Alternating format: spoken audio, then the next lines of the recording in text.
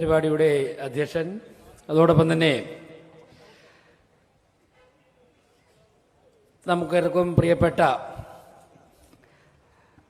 നമ്മുടെയൊക്കെ തന്നെ നേതാവ്, കഴക്കൂട്ടം നിയോജക മണ്ഡലത്തിന്റെ ഭാവി MLA ശ്രീ വി മുരളീധരൻജി, വേദിയിലുള്ള എൻ്റെ പ്രിയപ്പെട്ട സഹപ്രവർത്തകരെ, തിരുവനന്തപുരം കോർപ്പറേഷനിലെ വിവിധ വാർഡുകളെ പ്രതിനിധീകരിക്കുന്ന കൗൺസിലർമാരെ, ആരാധരായ ഗുരുജനങ്ങളെ, സുഹൃത്തുക്കളെ, എല്ലാവർക്കും നമസ്കാരം. ഈ തെരഞ്ഞെടുപ്പ് ജനാധിപത്യ കേരളത്തിന്റെ രാഷ്ട്രീയ ചരിത്രം മാറ്റി എഴുതാൻ പോകുന്ന തെരഞ്ഞെടുപ്പാണ്. ഈ തെരഞ്ഞെടുപ്പിൽ ദേശീയ ജനാധിപത്യത്തിന്റെ സ്ഥാനാർത്ഥികൾ ശ്രീ വി മുരളീധരൻജി ഉൾപ്പെടെയുള്ളവർ വിജയിക്കേണ്ടതിന്റെ ആവശ്യകത, കേരളത്തിന്റെ സമഗ്രമായ മുന്നേറ്റത്തിന് മാത്രമല്ല, സാധാരണക്കാരായ ജനങ്ങളുടെ ജീവിതത്തെ രാഷ്ട്രീയ സ്വാർത്ഥലാഭത്തിന് വേണ്ടി ദ്രോഹിക്കുന്ന കഴക്കൂട്ടം നിയോജക മണ്ഡലത്തിലെ LDF സ്ഥാനാർത്ഥി ഉൾപ്പെടെയുള്ളവരുടെ രാഷ്ട്രീയ കരുനീക്കങ്ങൾക്ക് വളരെ ശക്തമായ തിരിച്ചടി നൽകുവാനുള്ള തെരഞ്ഞെടുപ്പ് കൂടിയായിരിക്കണം ഇത്. ഈ തെരഞ്ഞെടുപ്പിൽ ഞാൻ സൂചിപ്പിക്കുവാൻ ഉദ്ദേശിക്കുന്ന ഒരു കാര്യം, ഇന്ന് തിരുവനന്തപുരം കോർപ്പറേഷനിലെ ജനങ്ങൾ അനുഭവിക്കുന്ന ഏറ്റവും പ്രധാനപ്പെട്ട ബുദ്ധിമുട്ടുകളിൽ ഒന്ന്, ഈ വാർഡ് വിഭജനം നടന്നല്ലോ. വാർഡ് വിഭജനം നടന്നപ്പോഴേക്കും അവരുടെയൊക്കെ തന്നെ വീട് നമ്പർ മാറിയിരിക്കുക. കഴക്കൂട്ടത്ത് മാത്രമല്ല, തിരുവനന്തപുരം കോർപ്പറേഷനിൽ പാർലമെന്റ് തെരഞ്ഞെടുപ്പിൽ BJP ലീഡ് ചെയ്തതുകൊണ്ട്, BJP ലീഡ് ചെയ്ത ആറ്റിങ്ങിലും നമ്മൾ നന്നായിട്ട് പലയിടത്തും ലീഡ് ചെയ്തു, ആ വാർഡുകളെയൊക്കെ തന്നെ വെട്ടിമുറിച്ചുകൊണ്ട് തിരുവനന്തപുരം കോർപ്പറേഷനിലെ ഭരണം നിലനിർത്തുവാൻ വേണ്ടി CPM കേരളത്തിലെടുത്ത തീരുമാനം കാരണം എല്ലാ വാർഡുകളും വിഭജിച്ചു. വിഭജിച്ചപ്പോഴേക്കും വീടുകളുടെ നമ്പർ മാറി. ജനങ്ങൾക്ക് ഇന്ന് പുതിയ നമ്പർ ഇട്ട് കിട്ടാത്തത് കൊണ്ട് ഒരുപാട് ബുദ്ധിമുട്ട് അനുഭവിക്കുന്നുണ്ട്. നിരവധി വർഷങ്ങളെടുക്കും അത് പൂർത്തിയാകാൻ. ഞാനിത് കഴക്കൂട്ടം നിയോജക മണ്ഡലത്തിന്റെ പ്രസംഗത്തിന്റെ ആദ്യ ഭാഗത്ത് പറയുവാൻ കാരണം, ഈ ബുദ്ധിമുട്ട് തിരുവനന്തപുരത്തുണ്ടാക്കിയതിന്റെ സൂത്രധാരന്മാരിൽ ഒരാളാണ് കഴക്കൂട്ടത്ത് മത്സരിക്കുന്ന LDFന്റെ MLA. കാരണം തിരുവനന്തപുരം കോർപ്പറേഷനിലെ വാർഡുകൾ വിഭജനം നടന്നപ്പോഴേക്കും ഏറ്റവും കൂടുതൽ വാർഡ് വിഭജനം നടത്തിയത് കഴക്കൂട്ടം നിയോജക മണ്ഡലത്തിലായിരുന്നു. അത് മാർക്സിസ്റ്റ് പാർട്ടിക്ക് ആ വാർഡുകളൊക്കെ നിലനിർത്തുവാൻ വേണ്ടിയായിരുന്നു ജനങ്ങളെയൊക്കെ തന്നെ ഇത്രയും ബുദ്ധിമുട്ടിലേക്ക് വലിച്ചടിപ്പിച്ചത്. എന്താ സംഭവിച്ചത്? 28 വാർഡുണ്ടായിരുന്നു. തെരഞ്ഞെടുപ്പ് കഴിഞ്ഞപ്പോൾ ജനങ്ങൾ 14 വാർഡുകളിൽ BJPയെ വിജയിപ്പിച്ചുകൊണ്ട് ശക്തമായ തിരിച്ചടി നൽകിയെങ്കിൽ, പ്രിയപ്പെട്ടവരെ, അതിവിടെ അവസാനിക്കരുത്. മറിച്ച് അത് അസംബ്ലി തെരഞ്ഞെടുപ്പിൽ കൃത്യമായിട്ട് പ്രതിഫലിക്കണം. മുരളീധരൻ ഇവിടുത്തെ കുടിവെള്ള പ്രശ്നത്തെക്കുറിച്ച് പറഞ്ഞു. ഞാനിന്ന് പത്രസമ്മേളനം നടത്തിയിട്ട് പറഞ്ഞു, തിരുവനന്തപുരത്ത് മത്സരിക്കുന്ന 3 LDFന്റെ സ്ഥാനാർത്ഥികളുണ്ട്. അതിൽ 2 പേർ തിരുവനന്തപുരം കോർപ്പറേഷന്റെ മേയർമാരായിരുന്നു. അതിൽ കഴക്കൂട്ടത്തെയും നേമത്തെയും സ്ഥാനാർത്ഥികൾ ഈ മന്ത്രിമാരായിരുന്നു. കടകംപള്ളി സുരേന്ദ്രൻ പല തവണ MLA ആയിരുന്നു. ശിവൻകുട്ടിയും പലതവണ MLA ആയിരുന്നു. VK പ്രശാന്ത് ഒന്നിൽ കൂടുതൽ തവണ ജയിച്ചിട്ടുണ്ട്. അതായത് കഴിഞ്ഞൊരു 30-40 വർഷം കൊണ്ട് ഇവർ 3 പേരും അധികാരത്തിന്റെ ഏതെങ്കിലും സ്ഥാനങ്ങളിൽ ഒന്നുകിൽ MLA, അല്ലെങ്കിൽ മന്ത്രി, അല്ലെങ്കിൽ മേയർ, അങ്ങനെ ഭരണപക്ഷത്തിന്റെയും പ്രതിപക്ഷത്തിന്റെയും ഭാഗമായിരുന്നു ഇവർ. കഴിഞ്ഞ ഒരു 40 വർഷം തിരുവനന്തപുരം നഗരത്തിന് വേണ്ടി ഇവർ ചെയ്ത വികസന പ്രവർത്തനങ്ങൾ, ഒരു MLAയുടെ ഫണ്ട് വാങ്ങി വാർഡ് മണ്ഡലത്തിൽ ചെലവഴിക്കുക എന്നുള്ളതിലപ്പുറം എന്താണ് ചെയ്തിട്ടുള്ളത്? കഴക്കൂട്ടം നിയോജക മണ്ഡലത്തിന്റെ LDFന്റെ സ്ഥാനാർത്ഥി ഒരു കാര്യം ഈ മണ്ഡലത്തിന്റെ ജനങ്ങളോട് മറുപടി പറയേണ്ടത്, പ്രിയപ്പെട്ടവരെ, ഇന്ന് തിരുവനന്തപുരത്ത് ഏറ്റവും രൂക്ഷമായ കുടിവെള്ള പ്രശ്നം അനുഭവിക്കുന്നത് കഴക്കൂട്ടം നിയോജക മണ്ഡലത്തിലെ കുളത്തൂർ ഉൾപ്പെടെയുള്ള മേഖലകളാണ് എന്നുള്ള യാഥാർത്ഥ്യത്തിന് ഇദ്ദേഹം മറുപടി പറയണം. ഇദ്ദേഹം എന്താണെന്നറിയോ ചെയ്തത്? കുടിവെള്ള പ്രശ്നം രൂക്ഷമായപ്പോഴേക്കും കോർപ്പറേഷൻ കൗൺസിലർമാരെ വിളിച്ചിട്ട് മീറ്റിംഗ് നടത്തിയിട്ട് പറയുകയാണ്, കോർപ്പറേഷന്റെ ടാങ്കർ വെള്ളം ഒപ്പിച്ചെത്തിച്ചു കൊടുക്കണം. അതിന് താങ്കളുടെ ഉപദേശം വേണ്ട, അത് ഞങ്ങൾക്കറിയാം, ഞങ്ങൾ ഭംഗിയായിട്ട് ചെയ്തുകൊണ്ടിരിക്കുക. അതായത് 1000 ലിറ്റർ വെള്ളം അരുവിക്കരയിൽ നിന്നും തിരുവനന്തപുരത്ത് വരുമ്പോൾ അതിൽ നിന്നും 400 ലിറ്റർ വെള്ളം ലീക്കാവുകയാണ്. ഈ യാഥാർത്ഥ്യം നിങ്ങൾ സംസാരിച്ചിട്ടോ ജനങ്ങളോട്? 1000 ലിറ്റർ വരുമ്പോൾ 400 ലിറ്റർ വെള്ളവും പൈപ്പ് പൊട്ടി ലീക്കായി ഭൂമിക്കടിയിൽ പോവുകയാണ്. അതുകൊണ്ടാണ് പ്രഷർ കുറയുന്നത്. ഞങ്ങൾക്ക് തിരുവനന്തപുരം കോർപ്പറേഷനിൽ ദേശീയ ജനാധിപത്യ സഖ്യം ഭരണം ലഭിച്ചതിന് ശേഷം ഞങ്ങളൊക്കെ തന്നെ വിശദമായിട്ട് വാട്ടർ അതോറിറ്റിയുമായും എല്ലാ ഉദ്യോഗസ്ഥന്മാരുമായിട്ടും നിരന്തരം ബന്ധപ്പെട്ട് ഈ വിഷയം പഠിച്ചു വച്ചിരിക്കുക. അതായത് 1994 അരുവിക്കരയിൽ നിന്ന് തിരുവനന്തപുരത്തോട്ട് പൈപ്പ്, 30 വർഷം കഴിയുമ്പോഴേക്കും അതിന്റെ കാലാവധി കഴിഞ്ഞ് അത് കംപ്ലൈന്റ് ആകുമെന്ന് അന്ന് തന്നെ അറിയാമായിരുന്നു. അതിനർത്ഥം 25 വർഷം കഴിയുമ്പോഴേക്കും പുതിയ പൈപ്പ് ലൈൻ ഇടണം. എങ്കിൽ മാത്രമേ ഈ പ്രശ്നം പരിഹരിക്കാൻ സാധിക്കുകയുള്ളൂ. ദീർഘവീക്ഷണമുള്ള ഭരണാധികാരികളാണ് നാട് ഭരിക്കുന്നതെങ്കിൽ അവർ പഴയ പൈപ്പിന്റെ കാലാവധി കഴിയുന്നതിന് മുമ്പ് തന്നെ പുതിയ സംവിധാനം ഒരുക്കും. ഇന്നും അരുവിക്കരയിൽ നിന്നും തിരുവനന്തപുരത്തേക്ക് പുതിയ പൈപ്പ് ലൈൻ പൂർത്തിയാക്കിയിട്ടില്ല. ഞാൻ ചോദിക്കട്ടെ, ഈ കടകംപള്ളി സുരേന്ദ്രന്മാർ കഴിഞ്ഞ 30-35 കൊല്ലം എന്തു ചെയ്യുകയായിരുന്നു ഈ തിരുവനന്തപുരത്ത് ജനങ്ങളുടെ നികുതി പണവും കൊണ്ട്? മറുപടി പറയണം. ആ രീതിയിലുള്ള ഓരോരോ വിഷയങ്ങൾ ചർച്ച ചെയ്താണ് മുന്നോട്ട് പോകേണ്ടത്. കുടിവെള്ള പ്രശ്നം പരിഹരിക്കാൻ സാധിച്ചിട്ടില്ല, തെരുവ് നായ്ക്കളുടെ പ്രശ്നം പരിഹരിക്കാൻ സാധിച്ചിട്ടില്ല, മാലിന്യ സംസ്കരണ പ്രശ്നം പരിഹരിക്കാൻ സാധിച്ചിട്ടില്ല. ഞങ്ങൾ ഭരണം ഏറ്റെടുത്തതിന് ശേഷം ഒരു കാര്യം തീരുമാനിച്ചു. എല്ലാ ദിവസവും തിരുവനന്തപുരം കോർപ്പറേഷനിൽ 3 മണി മുതൽ 5 മണി വരെ മേയർ സാധാരണക്കാരായ ജനങ്ങളെ കാണണം. എല്ലാ കൗൺസിലർമാരും ഒരുമിച്ചെടുത്ത തീരുമാനമാണ്. എല്ലാ ദിവസവും ഇന്ന് വരെ 3 മണി മുതൽ 5 മണി വരെ ഞാൻ അവിടെ ഉണ്ടാകും. എല്ലാവരും കാണാൻ വരാറുണ്ട്. വരുന്നവരിൽ ഒരു 30 മുതൽ 35% വരെ ആൾക്കാർ വീടില്ലാത്തവരാ. ചിലർക്ക് സ്ഥലമുണ്ട്, വീട് വയ്ക്കാൻ പൈസയില്ല. ചിലർക്ക് സ്ഥലവുമില്ല, വീടുമില്ല. അങ്ങനെയുള്ളവർ ഞങ്ങൾ ആലോചിച്ചു എന്താ ചെയ്യാൻ പറ്റുന്നത്. അപ്പോഴാണ് പ്രധാനമന്ത്രി ആവാസ് യോജന മുരളിയേട്ടൻ ഉൾപ്പെടെ മിനിസ്ട്രിയിൽ ഉണ്ടായിരുന്നപ്പോൾ നരേന്ദ്രമോദി ഗവൺമെന്റ് വിഭാവനം ചെയ്ത പദ്ധതികളിലൊന്നായിരുന്നു പ്രധാനമന്ത്രി ആവാസ് യോജന. പ്രധാനമന്ത്രി ആവാസ് യോജന പ്രകാരം 100 കണക്കിന് വീടുകൾ ഓരോ വാർഡിലും ലഭിച്ചു. 1000കണക്കിന് വീടുകൾ കോർപ്പറേഷനിൽ ലഭിച്ചു.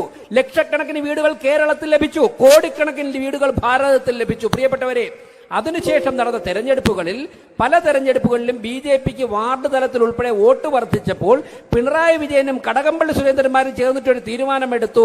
PMAY പദ്ധതി ഇങ്ങനെ കേരളത്തിൽ നടപ്പിലാക്കി മുന്നോട്ട് പോയി കഴിഞ്ഞാൽ BJPയുടെ അടിത്തറ വികസിക്കും. അതുകൊണ്ട് തന്നെ ജനങ്ങൾക്ക് വീട് കിട്ടിയില്ലെങ്കിലും വേണ്ടില്ല, PMAY പദ്ധതിയുടെ 2ാം ഘട്ടത്തിൽ ഒപ്പിടണ്ട. അതുകൊണ്ടല്ലേ പിണറായി വിജയൻ PMAY പദ്ധതിയുടെ 2ാം ഘട്ടത്തിൽ ഒപ്പിടാത്തത്? അതുകൊണ്ടല്ലേ സാധാരണക്കാരായ ജനങ്ങൾക്ക് സൗജന്യമായി വീട് കിട്ടാത്തത്? കേന്ദ്ര സർക്കാരിന്റെ കയ്യിൽ പണമുണ്ട്, സംസ്ഥാന സർക്കാരിന്റെ കയ്യിൽ വിഹിതമിടാൻ പണമുണ്ട്, കോർപ്പറേഷന്റെ ബഡ്ജറ്റിൽ അനുവദിക്കുന്ന കോടിക്കണക്കിന് രൂപയുണ്ട്. പക്ഷേ ഈ പദ്ധതിയിൽ ഒപ്പിടാത്തതുകൊണ്ട് വീട് വയ്ക്കാൻ സാധിക്കുന്നില്ല. ഞാൻ ചോദിക്കട്ടെ, ഇതിന് കടകംപള്ളി സുരേന്ദ്രൻ മറുപടി പറയണ്ടേ? ഇതിന് വി ശിവൻകുട്ടി മറുപടി പറയണ്ടേ? ഇതിന് VK പ്രശാന്ത് മറുപടി പറയണ്ടേ? കേന്ദ്ര ഗവൺമെന്റ് അനുവദിക്കുന്ന പദ്ധതികൾ പോലും സാധാരണക്കാരായ ജനങ്ങളുടെ മുന്നിൽ എത്തിക്കുവാൻ വേണ്ടി അനുവദിക്കാത്ത, സഹകരിക്കാത്ത ഒരു ഭരണകൂടമാണ് ജനാധിപത്യ കേരളത്തിൽ ഭരണം കൈയാളുന്നത്. ഇവരെ, ഈ അധാർമിക കൂട്ടങ്ങളെ താഴെ ഇറക്കുവാൻ വേണ്ടിയിട്ടുള്ള തെരഞ്ഞെടുപ്പ് ഞങ്ങൾ പ്രഖ്യാപിച്ചിരിക്കുന്നു. തിരുവനന്തപുരം കോർപ്പറേഷന്റെ ബഡ്ജറ്റിൽ 50% വില കുറച്ച് ഈ കോർപ്പറേഷനിലെ 101 വാർഡുകളിലും മെഡിക്കൽ സ്റ്റോറുകൾ തുടങ്ങുവാൻ വേണ്ടി തിരുവനന്തപുരം കോർപ്പറേഷൻ തീരുമാനിച്ചിരിക്കുകയാണ്. പ്രിയപ്പെട്ടവരെ, 50% വില കുറച്ചുകൊണ്ട് ബ്ലഡ് ടെസ്റ്റ് ചെയ്യുവാൻ വേണ്ടിയിട്ട്, രക്തപരിശോധന നടത്തുവാൻ വേണ്ടിയിട്ട് 50 ലാബുകൾ തിരുവനന്തപുരത്ത് തുടങ്ങുവാൻ തീരുമാനിച്ചിരിക്കുക. പകുതി വിലയ്ക്ക് 50% നിരക്ക് കുറച്ചുകൊണ്ട് CT MRI സ്കാൻ തിരുവനന്തപുരം കോർപ്പറേഷന്റെ നേതൃത്വത്തിൽ തുടങ്ങാൻ തീരുമാനിച്ചിരിക്കുക.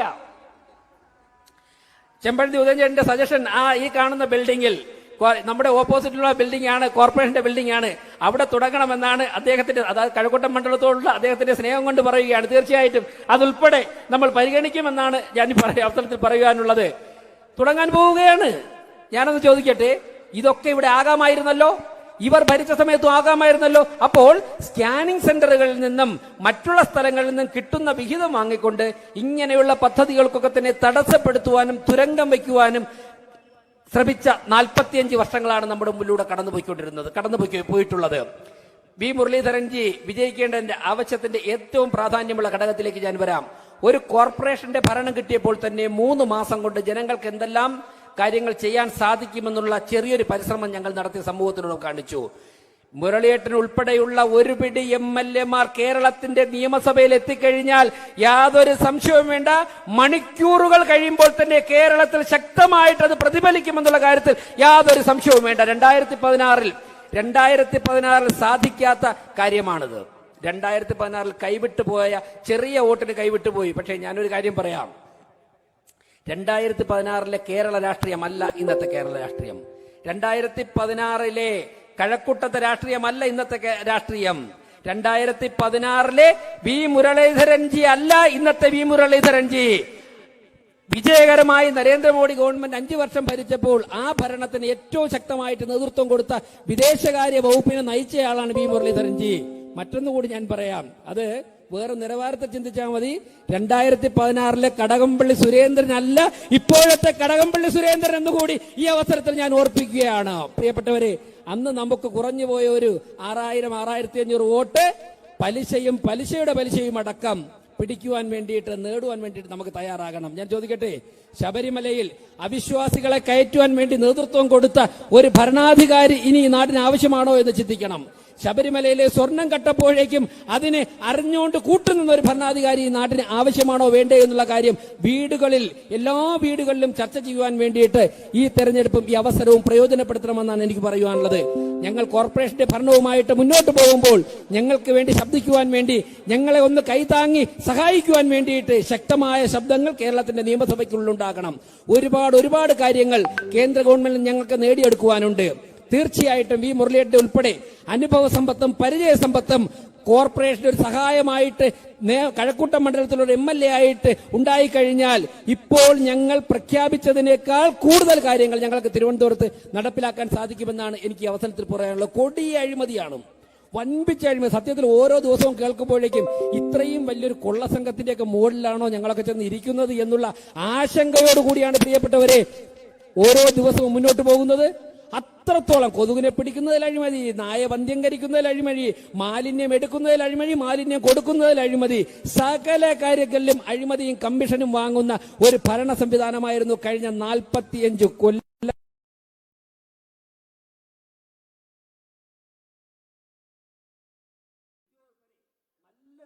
നല്ല ഉദ്യോഗസ്ഥരാ, സകലരെയും വലിയൊരു ശതമാനം ഉദ്യോഗസ്ഥരെയും കള്ളം പഠിപ്പിച്ചിരിക്കുക, വളരെ വലിയൊരു ശതമാനം ഉദ്യോഗസ്ഥരെയും കള്ളം പഠിപ്പിച്ചിരിക്കുക. കഴിഞ്ഞ ദിവസം ചെമ്പഴന്തി ഉൾപ്പെടെ കോർപ്പറേഷൻ സെക്രട്ടറി ഉൾപ്പെടെ രാവിലെ 5:50 ഞങ്ങൾ എല്ലാ സോണലിലും പോയി. മേയറും ഡെപ്യൂട്ടി മേയറും കോർപ്പറേഷൻ സെക്രട്ടറിയും സ്റ്റാൻഡിംഗ് കമ്മിറ്റി ചെയർമാൻമാരും ഒക്കെ തന്നെ 6 മണിക്ക് ഡ്യൂട്ടി ഹാജരായിട്ട് ചെന്നപ്പോഴേക്കും പല സ്ഥലത്ത് നടന്ന കഥകളൊക്കെ തന്നെ ഞങ്ങൾ സർക്കുലറായിട്ട് അവരോട് അയച്ചിട്ടുണ്ട്. അവർക്ക് ആദ്യമായിട്ടും അവസാനമായിട്ടും ഒരു വാർണിംഗ് കൂടി കൊടുത്തിട്ടുണ്ട്. ഇതൊക്കെ ആയിരുന്നു, ഞാൻ പറഞ്ഞു, ഇതൊക്കെ 45 വർഷം മുമ്പായിരുന്നു. ഒരു കാരണവശാലും ഇങ്ങനെയുള്ള ഒരു കാര്യങ്ങളും അനുവദിക്കില്ല എന്ന് വളരെ ശക്തമായിട്ട് പറഞ്ഞിരിക്കുക. ആറ്റുകാൽ പൊങ്കാലയുടെ തലേദിവസം അതുവഴി പോയപ്പോഴാണ് ഒരു കാർ ഡ്രൈവർ തടഞ്ഞു നിർത്തിയിട്ട് പറയുന്നത്, സാറേ ഒരു ഓൾട്ടോ കാർ അവിടെ ഇടാൻ വേണ്ടി 400 രൂപ ഒരു ഓൾട്ടോ കാർ ഇടാൻ വേണ്ടി. അന്ന് രാത്രി ഒരു വനിത പറയുകയാണ് അവരുടെ ഭർത്താവിന്റെ കാറ് ഗാന്ധി പാർക്കിൽ പാർക്ക് ചെയ്യാൻ വേണ്ടി 750 രൂപ. പിറ്റേ ദിവസം രാവിലെ അവിടെ SMV സ്കൂളിന്റെ അവിടെ അതുവഴി പോയപ്പോഴേക്കും ഒരു ഫോൺ കോൾ വരുന്നു, ഞങ്ങൾ SMV സ്കൂളിലേക്ക് ചെന്നു. ഒരു ബസ് രാവിലെ 8 മണിക്ക് വന്നു, ഉച്ചയ്ക്ക് 2 മണിക്ക് എടുക്കാൻ വന്നപ്പോൾ 1000 രൂപ, 3 മണിക്കാണ് എടുക്കണമെങ്കിൽ 1500 രൂപ. ഞങ്ങളിങ്ങനെ വിളിച്ചു, ചോദിച്ചു, ആ റെസിപ്റ്റ് താ. ഒരു റെസിപ്റ്റ് PTA എന്നാ, ശിവൻകുട്ടി ഭരിക്കുന്ന വിദ്യാഭ്യാസ വകുപ്പില്ല, PTA എഴുതിയിരിക്കുന്നു. ഞാൻ ചോദിച്ചത് സീലില്ലല്ലോ, കോർപ്പറേഷന്റെ സീലില്ല, വിദ്യാഭ്യാസ വകുപ്പിന്റെ സീലില്ല, ഒന്നുമില്ല. ഇതിന്റെ തറവാട്ട് സ്വത്താണ് സ്കൂളിന്റെ കോമ്പൗണ്ട്. ബസ്സിട്ടങ്ങ് വാടക പിരിക്കുക. എല്ലാരെയും വിളിച്ച് പോക്കറ്റിൽ തട്ടി നോക്കിയോ പ്രിയപ്പെട്ടവരെ 500ന്റെ നോട്ടുകൾ കെട്ടി അടുക്കി വെച്ചിരിക്കുക. സകല എണ്ണത്തിനെയും വിളിച്ച് പൈസ എല്ലാം വാങ്ങിച്ചിട്ട് ഡ്രൈവർമാർക്ക് തിരിച്ചു കൊടുത്തു. അവർ പറയുക ഇതെല്ലാ വർഷവും ചെയ്യുന്ന ഇതാന്നാ പറയാം. ഞാൻ നടക്കില്ല, അവസാനിച്ചു, ആ യുഗം കഴിഞ്ഞു. ഇനി ഒരിക്കലും ആ കൊള്ളക്കാരുടെയോ തിരിച്ചു വരാത്ത തരത്തിലേക്ക് തിരുവനന്തപുരത്തെ രാഷ്ട്രീയം മാറിയിരിക്കുകയാണ് എന്നാണ് ഞങ്ങൾ പറഞ്ഞത്. തീർച്ചയായിട്ടും ജനാധിപത്യ കേരളം അതിനനുകൂലമായിട്ട് ദേശീയ ജനാധിപത്യ സഖ്യത്തോടൊപ്പം നിൽക്കുകയാണെന്നുണ്ടെങ്കിൽ പ്രിയപ്പെട്ടവരെ, കഴക്കൂട്ടം നിയോജക മണ്ഡലത്തിലെ കരുത്തരായ 14 കൗൺസിലർമാരും തരുന്ന പിൻബലം ചെറുതല്ല എന്നാണ് എനിക്ക് ഈ അവസരത്തിൽ പറയുവാനുള്ളത്. മിടുമിടുക്കുകളും മിടുക്കന്മാരുമായിട്ടുള്ള കൗൺസിലർമാർ ചെമ്പഴന്തിയുടെയൊക്കെ നേതൃത്വത്തിൽ ആ ഭരണരംഗത്ത് അണിനിരക്കുമ്പോഴേക്കും സകല അഴിമതിക്കാരും ഭയപ്പെട്ട് കൂടിനുള്ളിൽ ഒളിക്കുകയാണ് എന്നുള്ള യാഥാർത്ഥ്യം നിങ്ങൾ മനസ്സിലാക്കണം. വി മുരളീധരൻജി ഉൾപ്പെടെ ഉള്ളവർ ഞങ്ങളെ കൈപിടിച്ച് മുന്നോട്ട് നടത്തിയതിന്റെ ഫലമായിട്ടാണ് ഞങ്ങൾക്ക് ഈ രീതിയിലൊക്കെ തന്നെ പ്രവർത്തിച്ച് മുന്നോട്ട്.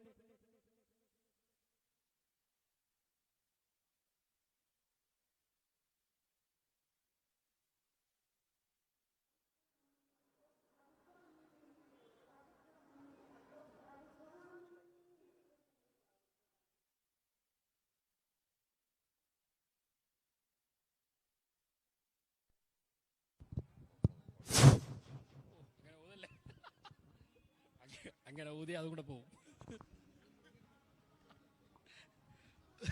എന്തായാലും ഞാൻ ദീർഘിപ്പിക്കുന്നില്ല. അപ്പോ ഞങ്ങൾ വളരെ വലിയ ചലഞ്ചാണ് ഏറ്റെടുത്ത് മുന്നോട്ട് പോകുന്നത്. അപ്പോൾ നമുക്ക് വേണ്ടി ശക്തമായിട്ട് നിയമസഭയിൽ ഞങ്ങളെ നയിക്കുവാൻ, ഞങ്ങളുടെ ശബ്ദമാകുവാൻ വേണ്ടി മുരളിയേട്ടൻ ഉൾപ്പെടെയുള്ളവരുണ്ടാകണം. ഡൽഹിയിൽ സഹായത്തിന് വേണ്ടിയിട്ട് ഇവരൊക്കെ ഞങ്ങൾക്ക് പല കാര്യങ്ങളും ജനങ്ങളോട് പറഞ്ഞ് പ്രഖ്യാപിക്കുമ്പോൾ അതിന് ഞങ്ങളെ ഡൽഹിയിൽ കൊണ്ടുപോയി ഇതൊക്കെ നടത്തി തരാൻ വേണ്ടി മുരളിയേട്ടൻ ഉൾപ്പെടെയുള്ളവർ ഒരു MLA ആയിട്ട് ഉണ്ടായിരുന്നു കഴിഞ്ഞാൽ അത് തിരുവനന്തപുരത്ത് നിന്ന് കിട്ടുന്ന, കേരളത്തിന് കിട്ടുന്ന ഏറ്റവും വലിയ അനുഗ്രഹമായിരിക്കുമെന്നാണ് എനിക്ക് പറയുവാനുള്ളത്. ഒരു കാര്യം കൂടി സൂചിപ്പിച്ചുകൊണ്ട് ഞാൻ അവസാനിപ്പിക്കാം. ഇപ്പോൾ 140 സീറ്റാണ് കേരളത്തിലുള്ളത്. പക്ഷേ ഒരു 250 മുഖ്യമന്ത്രി സ്ഥാനാർത്ഥിമാരെയും പിടിച്ചുകൊണ്ട് UDFന്റെ നേതാക്കന്മാർ നടക്കുന്നത്. 18 വയസ്സായ ആൾ മുതൽ 80 വയസ്സായ ആൾക്കാർ വരെ മുഖ്യമന്ത്രിയാവാൻ നടക്കുന്ന ഒരു കാഴ്ചയാണുള്ളത്. UDFന് വലിയ സാന്നിധ്യവും സ്കോപ്പും എന്നുള്ള മണ്ഡലമല്ല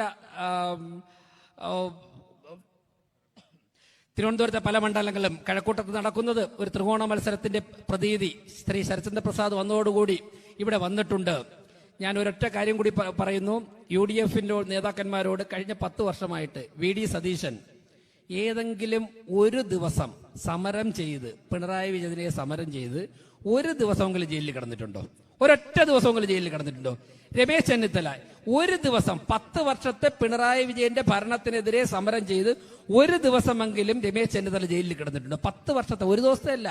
കഴിഞ്ഞ 10 വർഷവും പിണറായി വിജയനും കടകംപള്ളി സുരേന്ദ്രന്മാരും കാണിച്ച എല്ലാ അഴിമതികൾക്കും എല്ലാ കൊള്ളരുതായ്മകൾക്കും കൂട്ടുനിന്ന് ബ്ലാങ്ക് ചെക്ക് ഒപ്പിട്ട് കൊടുത്ത ഒരവസ്ഥയായിരുന്നു ഇവിടുത്തെ പ്രതിപക്ഷത്തിനുണ്ടായിരുന്നത്.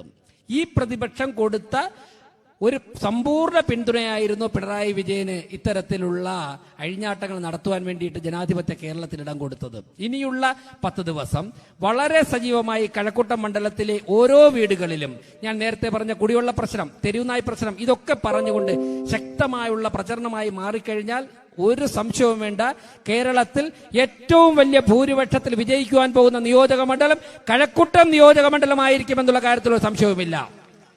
CPMന് കഴക്കൂട്ടത്തിനെ കുറിച്ചുള്ള കണക്കുകൂട്ടലുകൾ തെറ്റുകയാണ്. CPMന്റെ കണക്കുകൂട്ടലുകൾ കഴക്കൂട്ടം മണ്ഡലത്തിലെ വാർഡുകളെ 28 വിഭജിച്ചു കഴിഞ്ഞാൽ അതിൽ 20 വാർഡും CPMന് ജയിക്കാമെന്നുള്ള ധാരണയായിരുന്നു അവർക്കുണ്ടെങ്കിൽ ആ ധാരണ അടിസ്ഥാനരഹിതമാണെന്ന് തെളിയിച്ച മണ്ഡലമാണ് കഴക്കൂട്ടം നിയോജക മണ്ഡലം. ആ ധാരണ നിയമസഭാ തെരഞ്ഞെടുപ്പിൽ കൂടി ശക്തമായ സാന്നിധ്യമായിട്ട് പ്രതിഫലിക്കട്ടെ എന്ന് പറഞ്ഞുകൊണ്ട് ഈ പരിപാടിക്ക് എല്ലാവിധ ആശംസയും അർപ്പിച്ചുകൊണ്ട് V മുരളീധരൻജിക്ക് താമര അടയാളത്തിൽ ഒരിക്കൽ കൂടി വോട്ട് ചോദിച്ചുകൊണ്ട് നിർത്തുന്നു. വന്ദേ മാതരം. ആശംസ അറിയിച്ച് സംസാരിക്കുന്നതിന് വേണ്ടിയിട്ട് അഡ്വക്കേറ്റ് സുദേവൻ. ഘടകത്തിന്റെ പ്രഭാരിയും മുൻ കേന്ദ്രമന്ത്രിയുമായിട്ടുള്ള ശ്രീ പ്രകാശ് ജാവേദ്കർജി, മുൻ കേന്ദ്രമന്ത്രിയും ലോക്സഭാ അംഗവുമായിട്ടുള്ള ഡോക്ടർ ഭഗവത് കാരാട്ട്, തിരുവനന്തപുരം നഗരത്തിന്റെ ആദരണീയനായ mayor Shri VV Rajesh G, deputy mayor Shrimati Ashanath, മറ്റു വേദിയിലിരിക്കുന്ന ഭാരതീയ ജനതാ പാർട്ടിയുടെയും ദേശീയ ജനാധിപത്യ സഖ്യത്തിൻ്റെയും നേതാക്കന്മാരെ, ഈ കൺവെൻഷനിൽ പങ്കെടുക്കാൻ വേണ്ടി കഴക്കൂട്ടം അസംബ്ലി നിയോജക മണ്ഡലത്തിൻ്റെ വിവിധ പ്രദേശങ്ങളിൽ നിന്നായി ഇവിടെ എത്തിച്ചേർന്നുകൊണ്ടിരിക്കുന്ന ദേശീയ ജനാധിപത്യ സഖ്യത്തിൻ്റെ പ്രവർത്തകരെ, ഭാരവാഹികളെ, ഈ പ്രദേശത്തെ നല്ലവരായ ജനാധിപത്യ വിശ്വാസികളെ, നമസ്കാരം. ഈ വരുന്ന ഏപ്രിൽ മാസത്തിൽ ഇന്ത്യയിലെ 5 സംസ്ഥാനങ്ങളിൽ നിയമസഭാ തെരഞ്ഞെടുപ്പ് നടക്കുകയാണ്. കേരളം, തമിഴ്നാട്, പുതുച്ചേരി, പശ്ചിമ ബംഗാൾ, ആസാം, ഇങ്ങനെ 5 സംസ്ഥാനങ്ങളിൽ നിയമസഭകളിലേക്കുള്ള തെരഞ്ഞെടുപ്പും അതോടൊപ്പം ഏതാനും ചില ഉപതെരഞ്ഞെടുപ്പുകളും നടക്കുകയാണ്. ഈ 5 സംസ്ഥാനങ്ങളിലും ഭാരതീയ ജനതാ പാർട്ടി ദേശീയ ജനാധിപത്യ സഖ്യം അതിശക്തമായി തന്നെ മത്സരരംഗത്തുണ്ട്. ആസാമിൽ കഴിഞ്ഞ 10 വർഷമായി NDA ഭരണത്തിലാണ്. ആ ഭരണം നിലനിർത്താൻ വേണ്ടിയുള്ള പോരാട്ടത്തിലാണ് അസമിൽ ദേശീയ ജനാധിപത്യ സഖ്യം. പശ്ചിമ ബംഗാളിൽ കഴിഞ്ഞ 15 വർഷമായി നടക്കുന്ന മമതാ ബാനർജിയുടെ നേതൃത്വത്തിൽ നടക്കുന്ന ദുർഭരണത്തിന് അവസാനം കുറിക്കാനുള്ള വലിയ പോരാട്ടത്തിലാണ് അവിടെ BJP. പുതുച്ചേരിയിൽ ദേശീയ ജനാധിപത്യ സഖ്യം അധികാരത്തിലുണ്ട്. അവിടെ BJPയുടെ ശ്രീ നമശിവായമാണ് ആഭ്യന്തര വകുപ്പ് മന്ത്രി. പുതുച്ചേരിയിൽ NDAയുടെ ഭരണം, ആ ഭരണം തുടർന്നു കൊണ്ടുപോകാനുള്ള പോരാട്ടത്തിലാണ് അവിടെ NDA. തമിഴ്നാട്ടിൽ ഒരു 5 വർഷത്തെ ഇടവേളയ്ക്ക് ശേഷം തമിഴ്നാട്ടിലെ ഭരണം തിരിച്ചു പിടിക്കാനുള്ള ശക്തമായ പോരാട്ടത്തിലാണ് തമിഴ്നാട്ടിൽ ദേശീയ ജനാധിപത്യ സഖ്യം. കേരളത്തിൽ നാളിതുവരെ കേരളം കാണാത്ത രീതിയിലുള്ള അതിശക്തമായ തെരഞ്ഞെടുപ്പ് പ്രവർത്തനങ്ങൾ നടത്തി കേരളത്തിന്റെ രാഷ്ട്രീയ ചരിത്രം തിരുത്താനുള്ള ശ്രമത്തിലാണ് കേരളത്തിൽ ദേശീയ ജനാധിപത്യ സഖ്യം. നമുക്കറിയാം, ഈ രാജ്യത്ത് കഴിഞ്ഞ 12 വർഷമായി നരേന്ദ്രമോദി സർക്കാർ ഭരിക്കുന്നു. ആ സർക്കാർ ഈ രാജ്യത്ത് നടപ്പിലാക്കിയ ക്ഷേമ പദ്ധതികൾ, ഈ രാജ്യത്ത് നടപ്പിലാക്കിയിട്ടുള്ള വികസന പ്രവർത്തനങ്ങൾ, ഈ രാജ്യത്തിന്റെ ആഭ്യന്തര സുരക്ഷയുടെ മേഖലയിൽ വരുത്തിയിട്ടുള്ള ചരിത്രപരമായ മാറ്റങ്ങൾ, ഭാരതത്തിന്റെ അതിർത്തി സംരക്ഷിക്കുന്ന കാര്യത്തിൽ ചരിത്രത്തിലില്ലാത്ത തയ്യാറെടുപ്പുകൾ, അന്താരാഷ്ട്ര രംഗത്ത് ഇന്ത്യയുടെ യശസ്സ് വാനോളം ഉയർത്തിയ നടപടികൾ, ലോകത്തെ 4ാമത്തെ സാമ്പത്തിക ശക്തിയായി ഭാരതത്തെ വളർത്തിയ സാമ്പത്തിക പരിഷ്കാരങ്ങൾ എന്നുവേണ്ട ഭാരതത്തിന്റെ മുഖച്ഛായ മാറ്റിയ 12 വർഷമാണ് കഴിഞ്ഞുപോയത്. ആ 12 വർഷത്തെ നരേന്ദ്രമോദി സർക്കാരിന്റെ ഭരണം, ആ ഭരണത്തിന്റെ നേട്ടങ്ങൾ ഉയർത്തിപ്പിടിച്ചുകൊണ്ടാണ് ദേശീയ ജനാധിപത്യ സഖ്യം ഇന്ത്യയിലെ ഈ 5 സംസ്ഥാനങ്ങളിലും തെരഞ്ഞെടുപ്പിനെ നേരിടുന്നത്. BJPക്ക് മുമ്പിൽ കൃത്യമായ കാഴ്ചപ്പാടുണ്ട്. BJPക്ക് കൃത്യമായ പദ്ധതിയുണ്ട്. BJPക്ക് കൃത്യമായ പരിപാടികളുണ്ട്. ആ കാഴ്ചപ്പാടും പരിപാടികളും പദ്ധതികളുമാണ് ദേശീയ ജനാധിപത്യ സഖ്യം ഇന്ത്യയിൽ അധികാരത്തിലുള്ള ഏതാണ്ട് 20-ലധികം സംസ്ഥാനങ്ങളിൽ ഇന്ന് നടത്തിക്കൊണ്ടുവരുന്നത്. ഇന്ത്യ പഴയ ഇന്ത്യയല്ല. ഇന്ത്യ ഇന്ന് പുതിയ ഇന്ത്യയാണ്. പുതിയ കാലഘട്ടത്തിലെ പുതിയ ഭാരതമാണ് ഇന്ന് നമ്മുടെ രാജ്യം. ആ മാറ്റം ഈ രാജ്യത്ത് സാധ്യമാക്കിയത് നരേന്ദ്രമോദിയാണ്, ഭാരതീയ ജനതാ പാർട്ടിയാണ്. ആ മാറ്റം കേരളത്തിൽ കൊണ്ടുവരണം. കേരളം ദേശീയ രാഷ്ട്രീയത്തോട് പുറംതിരിഞ്ഞു നിൽക്കാൻ തുടങ്ങിയിട്ട് നാളേറെയായി.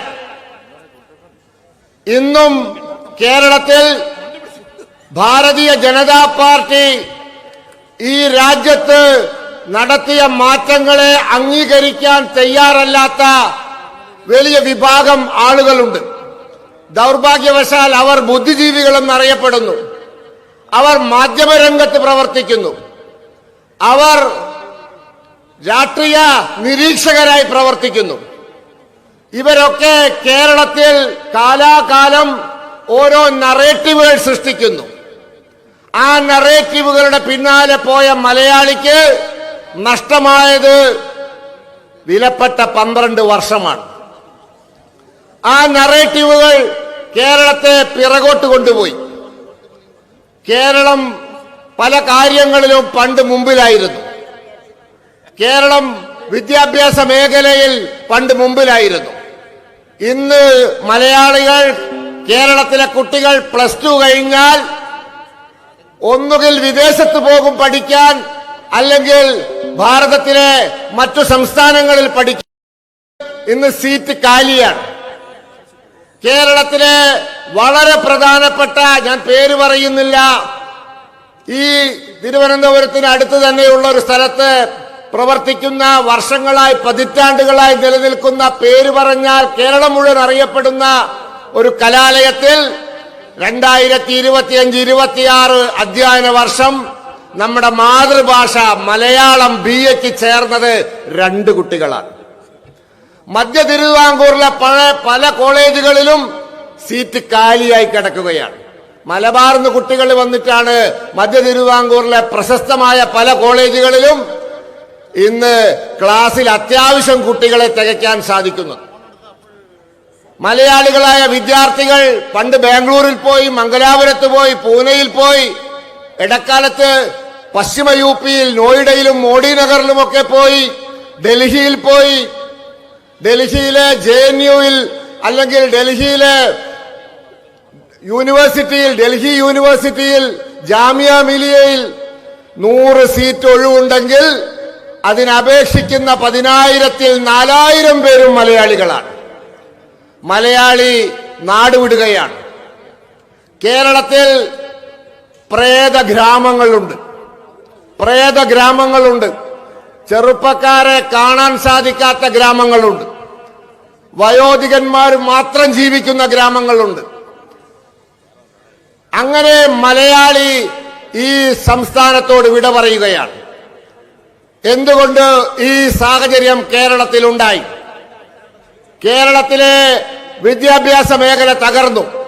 കേരളത്തിലെ കലാലയങ്ങൾ, കേരളത്തിലെ സർവകലാശാലകൾ രാഷ്ട്രീയ സമര പരീക്ഷണശാലകളാക്കി മാറ്റി.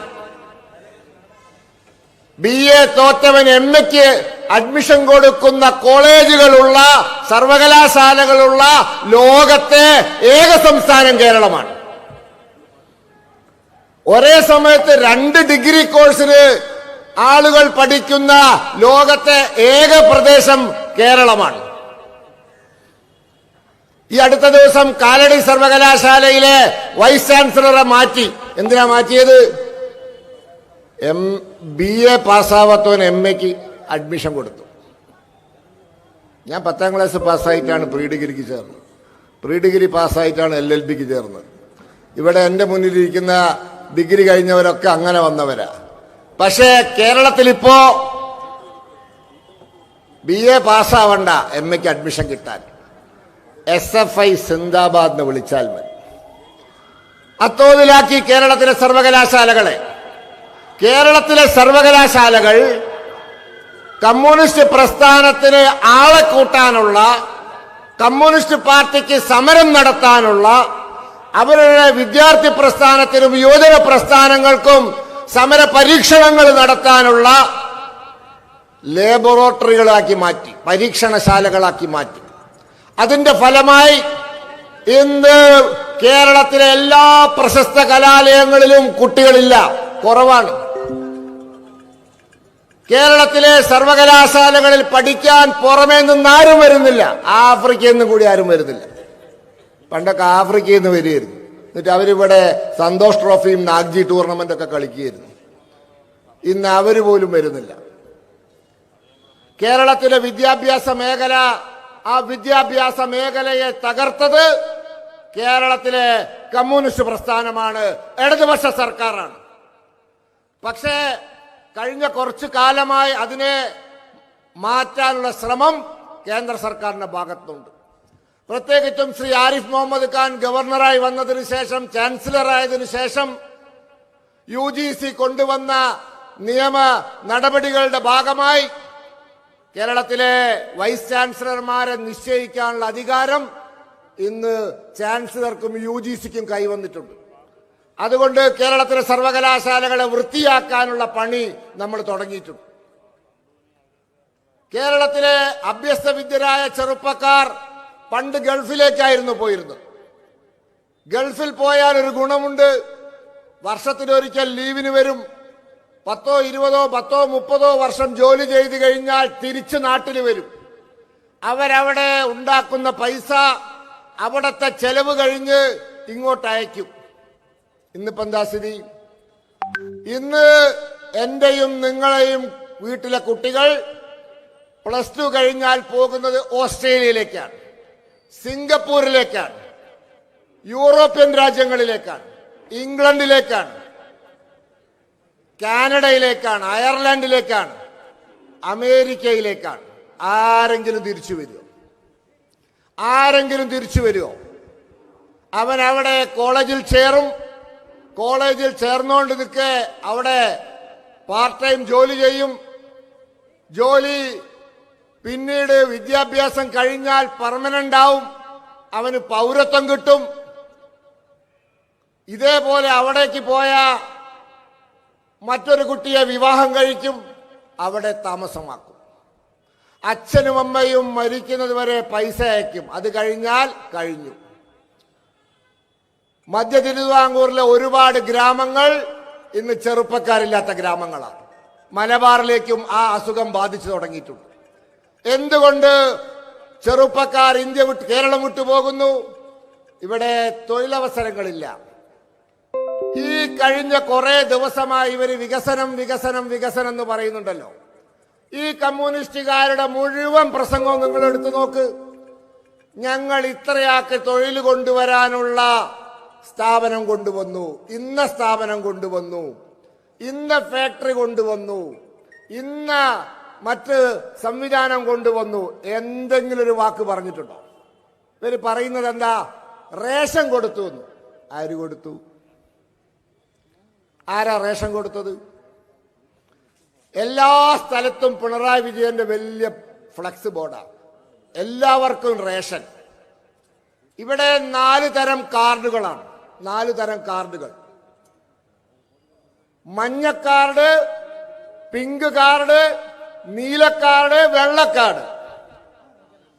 മഞ്ഞ കാർഡുകാർ 5,88,000. അവർക്ക് മാസം 35 കിലോ അരി സൗജന്യം. അതിന്റെ പേര് അന്ത്യോദയ അന്ന യോജന. 5,88,000 കുടുംബങ്ങൾക്ക് മാസം 35 കിലോ അരി സൗജന്യം. അതിന്റെ പേര് അന്ത്യോദയ അന്ന യോജന. 29 ലക്ഷത്തോളം റോസ് കാർഡുകാർ, പിങ്ക് കാർഡുകാർ 29 ലക്ഷത്തോളം. അവർക്ക് ആളൊന്നിന് 4 കിലോ അരിയും 1 കിലോ ഗോതമ്പും 1 കിലോ പയർവർഗ്ഗങ്ങളും. ആ പറഞ്ഞ 1 കിലോ പയർവർഗ്ഗം എല്ലാ സ്ഥലത്തും കിട്ടുന്നില്ല കേട്ടോ. കുറച്ചൊക്കെ കിട്ടുന്നുണ്ട്, കുറച്ചൊക്കെ കൊടുക്കുന്നില്ല.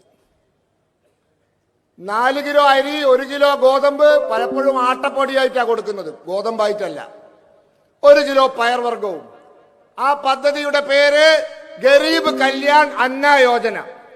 ഗരീബ് കല്യാൺ അന്ന യോജന. 29 ലക്ഷം കുടുംബങ്ങൾക്ക് പിങ്ക് കാർഡുകാർക്ക്. പിന്നെ നീലക്കാർഡുകാർ, വെള്ളക്കാർഡുകാർ, അവർക്കൊക്കെ പൈസ കൊടുത്തിട്ടാണായിരിക്കും. ഇതാരാ കൊടുക്കുന്നത്? ഇതാരാ കൊടുക്കുന്നത്? ഇത് കൊടുക്കുന്നത് നരേന്ദ്രമോദി. കേരള അരി ഉണ്ടാക്കുന്നുണ്ട്, കേരള അരി ഉണ്ടാക്കുന്നു. കേരളത്തിന് ആവശ്യമായ അരിയുടെ 5% പോലും കേരളം ഉണ്ടാക്കുന്നില്ല. കേരളത്തിലേക്ക് വരുന്ന റേഷൻ കടകളിലൂടെ കൊടുക്കുന്ന അരി 1 മണി അരി ഇല്ലാതെ കൊടുക്കുന്നത് കേന്ദ്ര സർക്കാരാണ്. ഇന്നലെ ഏഷ്യാനെറ്റിൽ ചർച്ചയുണ്ടായിരുന്നു. ആ ചർച്ചയിൽ സർവീസിലുള്ള ഒരു IAS ഉദ്യോഗസ്ഥൻ പങ്കെടുത്തു. ആദ്യമായിട്ടാണ് കാണുന്നത് തെരഞ്ഞെടുപ്പ് ചർച്ചയിൽ സർവീസിലുള്ള IAS ഉദ്യോഗസ്ഥൻ. അയാൾക്ക് എന്ത് സംഭവിക്കുമെന്ന് എനിക്ക് അറിഞ്ഞുകൂടാ. Doctor B Ashok. പിന്നെ അയാൾ IAS കാരനായതുകൊണ്ടും സർവീസ് ബുക്ക് പ്രധാനമന്ത്രിയുടെ ആഫീസിലായതുകൊണ്ടും ഇവർക്കൊന്നും പ്രത്യേകിച്ചൊന്നും ചെയ്യാൻ പറ്റില്ല. അദ്ദേഹം പറഞ്ഞു, കേരള ഗവൺമെന്റിന്, സംസ്ഥാന സർക്കാരിന് റേഷൻ അരിയുടെ കാര്യത്തിൽ ചെയ്യേണ്ട ഒരേക പ്രവൃത്തി FCI ഗോഡൌണിൽ പോയി അരി എടുത്തോണ്ട് വന്ന് റേഷൻ കടകളിൽ എത്തിച്ചു കൊടുക്കുക. ഇത് മാത്രം ചെയ്താൽ മതി. ഇവിടെ സൗജന്യ അരി വിതരണം പിണറായി വിജയൻ വെച്ച ബോർഡിലെ എല്ലാവർക്കും റേഷൻ കൊടുക്കുന്നത് നരേന്ദ്രമോദിയാണ്. പിന്നെ ഒരു കാര്യമുണ്ട്, ടാറ്റയുടെ പരസ്യം പോലെയാണ്. ടാറ്റയുടെ കണ്ണൻ ദേവൻ ചായക്കൊരു പരസ്യമുണ്ട്, എന്താ അറിയോ? പ്രകൃതിയുടെ തേയില ടാറ്റയുടെ പാക്കിൽ. അതേപോലെ മോഡിയുടെ അരി പിണറായിയുടെ സഞ്ചിയിൽ. സഞ്ചി അവരേതാട്ടോ, ദോഷം പറയുന്നു. എല്ലാവർക്കും സഞ്ചി കൊടുത്തിട്ട് കിറ്റിന്റെ കൂടെ പണ്ട്. കേരളത്തിലെ അരി കൊടുക്കുന്നത് 1 മണി അരി ഇല്ലാതെ കൊടുക്കുന്നത് നരേന്ദ്രമോദി സർക്കാരാണ്. അതാ ഞാൻ പറഞ്ഞത്, തൊഴിൽ കൊടുത്തോ നിങ്ങൾ റേഷൻ കൊടുത്തു എന്ന് പറയും. അത് ഞങ്ങൾ BJP സർക്കാർ കേന്ദ്രം കൊടുക്കുന്നതാ. തൊഴിൽ കൊടുത്തോ? എത്ര ആൾക്ക് തൊഴിൽ കൊടുത്തു? ഈ കേരളത്തിൽ കഴിഞ്ഞ 10 വർഷത്തിനിടയിൽ 10 ആൾക്ക് തൊഴിൽ കൊടുക്കുന്ന ഒരു പുതിയ സ്ഥാപനവും വന്നിട്ടില്ല. ഒരു പുതിയ സ്ഥാപനവും വന്നിട്ടില്ല. സ്വകാര്യ മേഖലയിലും വന്നിട്ടില്ല, സർക്കാർ മേഖലയിൽ തീരെ വന്നിട്ടില്ല. പിന്നെ ഇവർ പറയുന്നത് നാഷണൽ ഹൈവേ വികസിപ്പിച്ചു. ആര് വികസിപ്പിച്ചു? 63,000 കോടി രൂപ ചെലവഴിച്ച് കേരളത്തിന്റെ ജീവനാഡിയായ കന്യാകുമാരി മുതൽ അങ്ങ് കാസർഗോഡ് കുഞ്ചത്തൂർ വരെയുള്ള തലപ്പാടി വരെയുള്ള ദേശീയ ഹൈവേ 63,000 കോടി രൂപ ചെലവാക്കിയിട്ടുള്ള വികസനം നടക്കുന്നുണ്ട്. ആ 63,000 കോടി രൂപയിൽ 58,000 കോടിയും കൊടുക്കുന്നത് കേന്ദ്ര സർക്കാരാണ്. ഇവര് കൊടുക്കുന്നത് 5,000 ചില്ലുവാനം കോടി രൂപയാണ്. അതെന്താ കണക്ക്? ഈ ദേശീയ ഹൈവേ വികസിപ്പിക്കാൻ സ്ഥലമേറ്റെടുക്കാൻ ചെലവായ 20,000 ചില്ലുവാനം കോടി രൂപയുടെ 1/4 25% കേരളം കൊടുത്തിട്ടുണ്ട്. അവർ പറയുന്നത് ഇന്ത്യയിൽ വേറെ ആരും കൊടുത്തിട്ടില്ല എന്നാണ്. ഈ ഹൈവേ കന്യാകുമാരി മുതൽ പൻവേൽ വരെയുള്ള ഹൈവേയാണ്. അതായത് മഹാരാഷ്ട്ര, ഗോവ, കർണാടക, കേരളം, തമിഴ്നാട് 5 സംസ്ഥാനങ്ങളിലൂടെ പോകുന്ന ഹൈവേയാണ്. ഈ ഹൈവേ തലപ്പാടി അതിർത്തി കടന്നാൽ കർണാടകത്തിലൂടെയാണ് 300 ചില്ലുവാനം കിലോമീറ്റർ പോകുന്നത്. അവിടെ 2018-19 കാലഘട്ടത്തിലാണ് ഹൈവേ നിർമ്മാണം നടന്നത്. അന്ന് ഞാൻ അവിടെ ഉണ്ട്. അന്ന് 18-ൽ കർണാടകയിൽ അസംബ്ലി തെരഞ്ഞെടുപ്പാണ്. അവിടെ മൂകാംബിക ക്ഷേത്രം നിൽക്കുന്ന ബൈന്ദൂർ മണ്ഡലത്തിലേക്ക് എന്നെ പറഞ്ഞയച്ചു. ഹാസനിലേക്ക് രാജീവ് ആർഎസിനെയും പറഞ്ഞയച്ചു. ഞങ്ങൾ അവിടെ ഉണ്ട്. അവിടെ ഈ ഹൈവേയുടെ ഭൂമി ഏറ്റെടുക്കാൻ ചെലവായ പൈസയുടെ 30% കർണാടകയാണ് കൊടുത്തത്. ഇവിടെ 25 കൊടുത്തിട്ടുള്ളൂ. മിനിമം 25 കൊടുക്കണം എന്നാണ് നിയമം. അതുകൊണ്ട് ഇവർ മിനിമത്തിൽ ഒതുക്കി. അവർ 30 കൊടുത്തു. തെലുങ്കാന, പഞ്ചാബ് പോലുള്ള സംസ്ഥാനങ്ങൾ ദേശീയ ഹൈവേ വികസനത്തിന് 50% കൊടുക്കുന്നുണ്ട്. വടക്കു കിഴക്കൻ സംസ്ഥാനങ്ങൾ ഭൂമി പൂർണ്ണമായും സൗജന്യമായി 100% അവരാണ് കൊടുക്കുന്നത്. ഇവരിവിടെ നിർബന്ധമായും കൊടുക്കേണ്ട ഭൂമി ഏറ്റെടുക്കാനുള്ള ചെലവിന്റെ 20% മാത്രമാണ് കൊടുത്തത്. 58,000 കോടി രൂപ ചെലവഴിച്ചിട്ടാണ് ഈ ഹൈവേ കേന്ദ്ര സർക്കാർ വികസിപ്പിക്കുന്നത്. അതും ഇവർ ഏറ്റെടുക്കുകയാണ്. പിന്നെ ഇവർ പറയുന്നത് കേരളത്തിലെ gas pipeline, GAIL pipeline ഞങ്ങൾ യാഥാർത്ഥ്യമാക്കിയെന്നാണ്. നിങ്ങൾ മനസ്സിലാക്കേണ്ടത് 2003-ൽ കൊച്ചിയിൽ ഉദ്ഘാടനം ചെയ്തതാണ് ഗെയിൽ പൈപ്പ് ലൈൻ പദ്ധതി. എന്ന് 2003-ൽ അന്ന് ഇന്ത്യയിൽ 2 സ്ഥലത്താണ് പരീക്ഷണാടിസ്ഥാനത്തിൽ ഗെയിൽ പൈപ്പ് ലൈൻ പദ്ധതി തുടങ്ങിയത്. എന്ന് വെച്ചാൽ പൈപ്പിലൂടെ ഗ്യാസ് വരുന്നത്. നമ്മളിപ്പോ സിലിണ്ടർ ഗ്യാസ് ഏജൻസി പോയി ബുക്ക് ചെയ്ത് വാങ്ങിക്കൊണ്ടുവന്ന് അല്ലെ അവൻ കൊണ്ട തന്ന് ഗ്യാസ് ഫിറ്റാക്കുന്ന പണി നിർത്തി. വെള്ളം പൈപ്പിലൂടെ വരുന്നത് പോലെ പൈപ്പിലൂടെ ഗ്യാസ് വരുന്ന പദ്ധതിയാണ് ഗെയിൽ പൈപ്പ് ലൈൻ പദ്ധതി. 2003-ൽ ഇന്ത്യയിൽ അത് 2 സ്ഥലത്ത് പരീക്ഷണാടിസ്ഥാനത്തിൽ തുടക്കം കുറിച്ചു. 1 അഹമ്മദാബാദിൽ, 2 കൊച്ചിയിൽ. അടൽ ബിഹാരി വാജ്പേയി ഇന്ത്യയുടെ പ്രധാനമന്ത്രിയാണെന്ന് അന്നാ തുടങ്ങിയത്. അഹമ്മദാബാദിൽ 3-ാം ഘട്ടം പൂർത്തിയായി 4-ാം ഘട്ടത്തിലാണ്. അഹമ്മദാബാദ് നഗരത്തിൽ മുഴുവൻ ഗ്യാസിൽ പൈപ്പിലൂടെയാണ് ഗ്യാസ് കൊടുക്കുന്നത്. ഇന്ന് അഹമ്മദാബാദും കഴിഞ്ഞ് പ്രാന്തപ്രദേശങ്ങളിലേക്ക് അത് വ്യാപിക്കാൻ തുടങ്ങി. കൊച്ചിയിൽ ആരംഭിച്ച ഗെയിൽ പൈപ്പ് ലൈൻ പദ്ധതി 2026 23 കൊല്ലം കഴിഞ്ഞിട്ടും ഇന്നും പകുതി വഴിയിലാണ്. നരേന്ദ്രമോദി 2014-ൽ വന്നപ്പോഴാണ് ഈ മുടങ്ങിക്കിടന്ന ഗെയിൽ പൈപ്പ് ലൈൻ പദ്ധതി ഇവരെ കൊണ്ട് നിർബന്ധിപ്പിച്ച് ആരംഭിച്ച് ഇത് നടപ്പിലാക്കിയത്. ഇത് മോഡിയുടെ പദ്ധതിയാ, കേന്ദ്രത്തിന്റെ പദ്ധതിയാ. ഇത് നിന്നുപോയതാ. 23 വർഷമായി. ഇത് പുനരാരംഭിച്ചത് നരേന്ദ്രമോദിയാണ്. ഇനി ഇവര് പറയുന്നത് ഇവര് കേരളത്തില് എല്ലാവർക്കും വൈദ്യുതി എത്തിച്ചു എന്നാ. ആരെത്തിച്ചു? 2014-ൽ നരേന്ദ്രമോദി സർക്കാർ അധികാരത്തിൽ വരുമ്പോൾ ഇന്ത്യയിലെ 18,000 ഗ്രാമങ്ങളിൽ വൈദ്യുതിയില്ല. 18,000 ഗ്രാമങ്ങളിൽ. അതിൽ ഇടുക്കി ജില്ലയിലെ ഗ്രാമങ്ങളുണ്ട്, പാലക്കാട് ജില്ലയിലെ ഗ്രാമങ്ങളുണ്ട്, വയനാട് ജില്ലയിലെ ഗ്രാമങ്ങളുണ്ട്, കാസർഗോഡ് ജില്ലയിലെ ഗ്രാമങ്ങളുണ്ട്. ആ ഗ്രാമങ്ങളിൽ മുഴുവൻ 1000 ദിവസത്തിനുള്ളിൽ വൈദ്യുതി എത്തിക്കാൻ, ഇന്ത്യയിലെ അവസാനത്തെ ഗ്രാമത്തിലും വൈദ്യുതി എത്തിക്കാൻ നരേന്ദ്രമോദി സർക്കാർ തീരുമാനിച്ചു. 934ാമത്തെ ദിവസം 1000 ദിവസത്തിൽ എത്തിക്കാനാണ് തീരുമാനിച്ചത്. 934ാമത്തെ ദിവസം 2017 ഈ രാജ്യത്തെ അവസാനത്തെ ഗ്രാമത്തിലും വൈദ്യുതി എത്തിച്ചു. അതിൽ കേരളത്തിലെ 4-5 ജില്ലകളിൽ ഇതെത്തിച്ചു. കേരളത്തിലെ ഗ്രാമീണ മേഖല ഉൾപ്രദേശങ്ങളിൽ പോയാൽ ഇലക്ട്രിക് പോസ്റ്റിന്റെ മുകളിൽ മഞ്ഞ പെയിന്റിൽ കറുത്ത പെയിന്റ് കൊണ്ട് എഴുതിയിട്ടുണ്ടാവും. എന്താണ്? DDGYA. എന്താ? ദീൻ ദയാൽ ഗ്രാമ ജ്യോതി യോജന. ഇത് എല്ലാ നാട്ടുപ്രദേശത്തും കാണാം. അതാണ് പദ്ധതി. ഇന്ത്യയിലെ അവസാനത്തെ ഗ്രാമത്തിലും വൈദ്യുതി എത്തിച്ചത് കേന്ദ്ര സർക്കാരാണ്.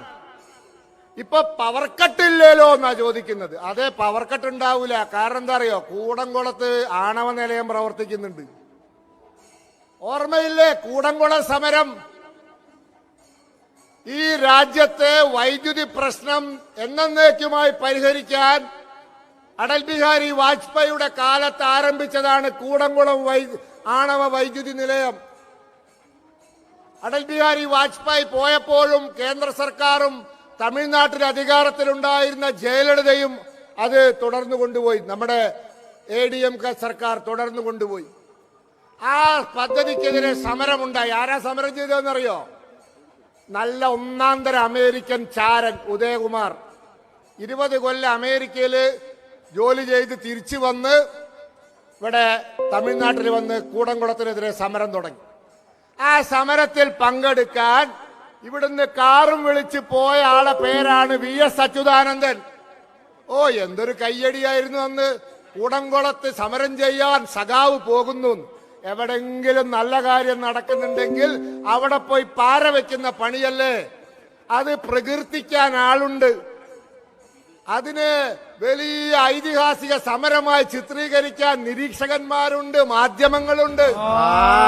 ഇന്ന് നിങ്ങൾക്കറിയുമോ കൂടംകുളത്ത് നിന്നും കേരളത്തിന് കിട്ടുന്നത് 266 മെഗാവാട്ട് വൈദ്യുതിയാണ് ഒരു വർഷം. ഇവിടെ പവർ കട്ട് ഇല്ലാത്തതേ അതുകൊണ്ടാ. ഇടുക്കിയിലെ ഉൽപാദനം കുറഞ്ഞതാ. ഇടുക്കി എന്നല്ല, കേരളത്തിലെ എല്ലാ ജലവൈദ്യുത പദ്ധതികളുടെയും ഉൽപാദനം കുറഞ്ഞത്. എന്താ കാരണം? ഡാമുകളിൽ ചളി നിറഞ്ഞിട്ടുണ്ട്. പതിറ്റാണ്ടുകളായി ഒഴുകി വന്ന ചളി ഡാമുകളിൽ നിറഞ്ഞതുകൊണ്ട് ഡാമുകളുടെ സംഭരണ ശേഷി, അണക്കെട്ടുകളുടെ സംഭരണ ശേഷി കുറഞ്ഞതുകൊണ്ട് വൈദ്യുതി ഉൽപാദനം താഴോട്ടാ. മാത്രവുമല്ല, മഴ നല്ലവണ്ണം കിട്ടാത്ത വർഷം വൈദ്യുതി ഉൽപാദനം താഴോട്ട് പോകും. പക്ഷെ ആണവ നിലയത്തിന് ആ പ്രശ്നമില്ല. ആണവ നിലയത്തിൽ എല്ലാ വർഷവും അവർ നിശ്ചയിക്കുന്ന തോതിൽ വൈദ്യുതി ഉൽപ്പാദിപ്പിക്കും. ആ ഉൽപ്പാദിപ്പിക്കുന്ന വൈദ്യുതി കേരളത്തിന് 266 മെഗാവാട്ട് കൂടംകുളത്തിന് കിട്ടിയപ്പോൾ ഇവിടെ പവർ കട്ടില്ല. അതും നമ്മളാന്നാ പറയുന്നത്. ഇത് സമരം ചെയ്യാൻ പോയവരാ ഇവര്. ഇന്നലെ ഞാൻ പറഞ്ഞില്ലേ, കേരളത്തിൽ ഒരു IAS ഉദ്യോഗസ്ഥൻ, സർവീസിലുള്ള IAS ഉദ്യോഗസ്ഥൻ ഇന്നലെ ഏഷ്യാനെറ്റ് ചർച്ചയിൽ ഡോക്ടർ B അശോക് പറഞ്ഞു, ഇന്ത്യയിൽ ഇപ്പോ പ്രത്യേകിച്ച് ഒരു സംസ്ഥാനത്തും വൈദ്യുതി ക്ഷാമമില്ല. കാരണം നാഷണൽ പവർ ഗ്രിഡ് കേന്ദ്ര സർക്കാർ കൃത്യമായി വൈദ്യുതി ഉൽപ്പാദിപ്പിച്ച് ഈ രാജ്യത്തെ മുഴുവൻ സംസ്ഥാനങ്ങൾക്കും കൃത്യമായി വിതരണം ചെയ്യുന്നു. ബഹുമാന്യായ BJP NDA സ്ഥാനാർത്ഥി ശ്രീ V മുരളീധരനും പ്രകാശ് ജാവ്ദേക്കറും കടന്നു വരികയാണ്. जय बोलो भारत माता की जय जय जय बीजेपी।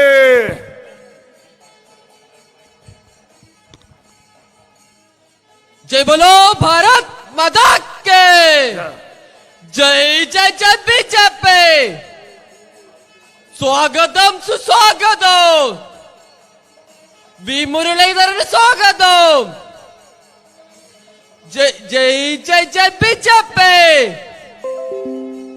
स्वागतम सुस्वागतम जय बोलो भारत माता की പാർട്ടിയുടെ പ്രഭാരിയും മുൻ കേന്ദ്രമന്ത്രിയുമായ ശ്രീ പ്രകാശ് ജാവ്ദേക്കർജി,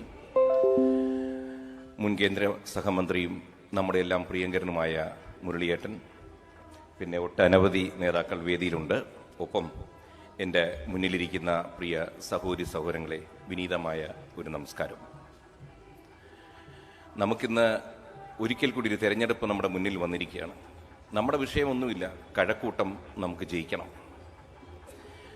ഇന്ന് കേരളത്തിൻ്റെ IT ഹബിൻ്റെ ഒരു രേഖ നോക്കിക്കഴിഞ്ഞാൽ അതിലൊരു തിലകക്കുറിയെ നിൽക്കുന്ന കഴക്കൂട്ടത്തിന് ഇന്ന് ഇത്രയും വലിയൊരു വികസനം ഉണ്ടാവാൻ കാരണം ദീർഘവീക്ഷണത്തോടെയുള്ള നമ്മുടെ പ്രധാനമന്ത്രിയുടെ വിപ്ലവകരമായ ചിന്തകളാണ്. ഇന്ന് നമ്മൾ നോക്കിക്കഴിഞ്ഞാൽ കഴക്കൂട്ടത്ത് പല പല സ്ഥാപനങ്ങൾ വന്നെങ്കിലും അവിടെ സഞ്ചരിക്കാൻ നേരെ ചൊവ്വേ റോഡില്ലായിരുന്നു. എന്നാൽ ഇന്ന് അവിടെ ഒരു എലിവേറ്റഡ് ഹൈവേ വന്നിരിക്കുന്നത് 2.7 കിലോമീറ്റർ ദൂരത്തിലാണ്. ഇതിന്ന് തിരുവനന്തപുരത്തിന്റെ വികസനത്തിന്റെ ഒരു അടയാളമായി തന്നെ മാറിയിരിക്കുകയാണ്. നമ്മൾ എടുത്തു നോക്കിക്കഴിഞ്ഞാൽ നമുക്കിവിടെ നിന്ന് MLA-മാരില്ല, MP-മാർ പോലും ഇല്ലാത്ത കാലത്താണ് നമുക്ക് വാരിക്കോരി വികസനങ്ങൾ തന്നത്. നമ്മളിന്ന് എടുത്തു നോക്കുക, ഇവിടെ നിന്ന് കഴക്കൂട്ടം തൊട്ട് കടമ്പാട്ടുകോണം വരെയുള്ള 6 വരി പാത വികസനം നടന്നുകൊണ്ടിരിക്കുകയാണ്. പക്ഷേ അവിടെ മരുമോനും മറ്റുള്ളവരൊക്കെ റീൽസ് ഇട്ട് ഇങ്ങനെ രസിക്കുന്നുണ്ട്, ഞങ്ങളാണ് കൊണ്ടുവന്നെന്ന് പറയുന്നു. പക്ഷെ ജനങ്ങൾക്കറിയാം ആരാണ് കൊണ്ടുവന്നതെന്ന്. അപ്പോൾ കഴക്കൂട്ടത്തിന്റെ വികസനം നമുക്ക് അനിവാര്യമാണ്. നമ്മൾ എടുത്തു നോക്കുക, എന്തൊക്കെ കാര്യങ്ങൾ നമുക്ക് രാജ്യത്തിന് തന്നു. ഇന്ന് തന്നെ എടുത്തു നോക്കുക, ലോകം ഉറ്റുനോക്കുന്ന ഒരു പ്രധാനമന്ത്രി ശ്രീ നരേന്ദ്രമോദി. അതായത് ഇന്നിപ്പോൾ യുദ്ധം നടക്കുന്ന ഇറാൻ ആയിക്കോട്ടെ ഇസ്രയേൽ ആയിക്കോട്ടെ, രണ്ടുപേരോടും ഒരേ സമയം സംസാരിക്കാൻ കഴിവുള്ള ഒരു പ്രധാനമന്ത്രി. ഹോർമൂസ് കടലിടുക്കിലൂടെ ഒരു കപ്പലിന് പോലും പോകാൻ വയ്യാത്ത അവസ്ഥയിൽ ഭാരതത്തിന്റെ കപ്പലുകൾ നിരന്തരം നീങ്ങുന്നു. നമ്മുടെ ഇവിടെ ഗ്യാസിനും എണ്ണയ്ക്കും നിർബാധം ഒരു തടസ്സവുമില്ലാതെ വിതരണം നടക്കുന്നു. യുദ്ധസമാനമായ സാഹചര്യങ്ങൾ ഇതിനു മുൻപുണ്ടായി. യുക്രൈനും റഷ്യയും തമ്മിലുണ്ടായപ്പോഴും മണിക്കൂറുകൾ നിർത്തിവെച്ച് നമ്മുടെ വിദ്യാർത്ഥികളെ അവിടെ നിന്ന് കൊണ്ടുവരാൻ കഴിഞ്ഞു. അന്നെല്ലാം ഈ പ്രധാനമന്ത്രിയുടെ കൂടെ വർക്ക് ചെയ്ത് സഹകരിച്ച ഒരു കേന്ദ്ര സഹമന്ത്രിയാണ് നമ്മുടെ ഇന്നത്തെ സ്ഥാനാർത്ഥിയായ വി മുരളീധരൻ, അല്ലെങ്കിൽ സ്നേഹത്തോടെ വിളിക്കുന്ന മുരളിച്ചേട്ടൻ. അപ്പൊ നമുക്ക് പലതും സാധിക്കും. കാരണം വെച്ചാൽ കൊറോണ കാലത്തായിക്കോട്ടെ, യുദ്ധ സാഹചര്യങ്ങൾ ഉണ്ടായപ്പോഴായിക്കോട്ടെ, ഗൾഫിൽ നിന്നും മറ്റ് സ്ഥലങ്ങളിൽ നിന്നും 67,000-ഓളം ആളുകളെ ഇങ്ങ് സംരക്ഷിച്ചു കൊണ്ടുവരാൻ മുന്നിൽ നിന്നത് മുരളിച്ചേട്ടനായിരുന്നു. അപ്പൊ നമുക്ക് പലതും നേടിയെടുക്കണം കഴക്കൂട്ടത്തിനായിട്ട്. ഇവിടെ ഇപ്പൊ ഇങ്ങോട്ട് വരുമ്പോൾ തന്നെ ശ്രീ കടകംപള്ളി അദ്ദേഹത്തിന്റെ ഒരു പോസ്റ്റർ കണ്ടു. 3200 കോടിയുടെ വികസനം നടത്തിയതൊക്കെ എഴുതിയിട്ടുണ്ട്. നമുക്കൊക്കെ അറിയാം, അദ്ദേഹത്തിന്റെ പല ഓഡിയോയിലും വന്നിട്ടുണ്ട്. അദ്ദേഹത്തോട് സഹകരിക്കുന്ന ആൾക്കാർക്ക് ഒരു റെയിൻകോട്ട് പോലും നേരെ ചൊവ്വേ വാങ്ങിച്ചു കൊടുക്കാത്ത ആളാണ് 3200 കോടിയുടെ കാര്യങ്ങളൊക്കെ പറയുന്നത്. നമ്മളെ സംബന്ധിച്ചോളം ഇന്ന് നമുക്ക് വികസനം വേണം. കഴക്കൂട്ടത്ത് ഈ വിചാരിക്കുന്ന കാര്യങ്ങളെല്ലാം നടക്കണമെങ്കിൽ ഇന്ന് നരേന്ദ്രമോദിജിയുമായിട്ട് ബന്ധപ്പെട്ട ഒരു വ്യക്തി ജയിച്ചു വരേണ്ടതാണ്. ഇന്ന് കഴക്കൂട്ടത്തിന്റെ മണ്ണും മനസ്സും എല്ലാം കൃത്യമായി അറിയാവുന്ന ശ്രീ വി മുരളീധരൻ, അദ്ദേഹത്തെ വിജയിപ്പിക്കാൻ നമ്മൾ ശ്രമിച്ചാൽ വളരെ ഈസി ആയിട്ട് നടക്കും. കാരണം ഇതുപോലൊരു സാഹചര്യം നമ്മുടെ മുന്നിൽ ഉണ്ടായിട്ടില്ല. അതുകൊണ്ട് പ്രിയ സഹോദരി സഹോദരങ്ങളെ, നമ്മളെല്ലാവരും പ്രവർത്തിച്ചുകൊണ്ടിരിക്കുകയാണ്. ഇതിന്റെ കൂടെ ഒരു ചെറിയ കാര്യം കൂടി ചെയ്താൽ മതി. ഈ വരുന്ന 9-10 ദിവസം മാത്രമേ ഇനി ബാക്കിയുള്ളൂ. ഈ 9-10 ദിവസങ്ങളിൽ നമ്മൾ ഇപ്പൊ വർക്ക് ചെയ്യുന്നുണ്ടെങ്കിലും 1 മണിക്കൂർ കൂടി നമ്മളൊന്ന് ശ്രമിക്കണം. കാരണം നമ്മൾ പലപ്പോഴും അടുത്തെത്തി തോറ്റുപോയവരാണ്. ഇനി അങ്ങനെ വരരുത്. കാരണം 5 കൊല്ലമാണ് പിന്നെ നമ്മുടെ കയ്യിൽ നിന്ന് പോകുന്നത്. ആ 5 കൊല്ലം 50 കൊല്ലത്തിന്റെ എഫക്റ്റാണ് നമുക്ക് നടത്തുന്നത്. കാരണം നമ്മുടെ തലമുറയ്ക്ക് അർഹപ്പെട്ട പലതും നഷ്ടപ്പെട്ടവരാണ്. അതുകൊണ്ട് അടുത്ത തലമുറയ്ക്കെങ്കിലും നന്മ നേടിക്കൊടുക്കാൻ നമ്മൾ ഓരോരുത്തരും വിചാരിച്ചാൽ മതി. കാരണം വിശ്വാസികളെ കണ്ട് നമ്മൾ ഓരോരുത്തരും പറഞ്ഞു കഴിഞ്ഞാൽ, കോൺഗ്രസ് ആയിക്കോട്ടെ കമ്മ്യൂണിസ്റ്റ് ആയിക്കോട്ടെ, അവരിലുള്ള വിശ്വാസികൾ ഇത്തവണ നമുക്ക് വോട്ട് തരുമെന്നുള്ള തെളിവാണ് ഇവിടെ ഇരിക്കുന്ന മേയർ ശ്രീ വി രാജേഷ്. നമ്മൾ പോലും വിചാരിക്കാത്തൊരു വിജയം നമുക്ക് നേടിത്തന്നു. അപ്പോൾ അതേ വ്യക്തികളുടെ അടുത്തും അതേ മനുഷ്യർത്തുമാണ് നമ്മൾ സമീപിക്കുന്നത്. അതുകൊണ്ട് ഈ വരുന്ന ദിവസങ്ങളിൽ 1 മണിക്കൂർ കൂടി ജീവിതത്തിൽ നമ്മൾ ഒന്നുകൂടി ചെലവഴിച്ചാൽ നമുക്ക് ഈ കഴക്കൂട്ടത്തിൽ നിന്ന് നമ്മുടെ പ്രിയങ്കരനായ മുരളിച്ചേട്ടനെ വിജയിപ്പിച്ചെടുക്കാമെന്ന് പൂർണ്ണ വിശ്വാസമുണ്ട്. ദയവായി 1 മണിക്കൂർ കൂടി വർക്ക് ചെയ്യണമെന്ന് വിനീതമായി അഭ്യർത്ഥിച്ചുകൊണ്ട് എന്റെ വാക്കുകൾ അവസാനിപ്പിക്കുന്നു. Bharat Mata key, Bharat Mata key. നന്ദി, നമസ്തേ. അടുത്തതായി നമ്മുടെ പ്രിയങ്കരനായ സ്ഥാനാർത്ഥിക്ക് സ്വീകരണം നൽകുന്ന ചടങ്ങാണ്.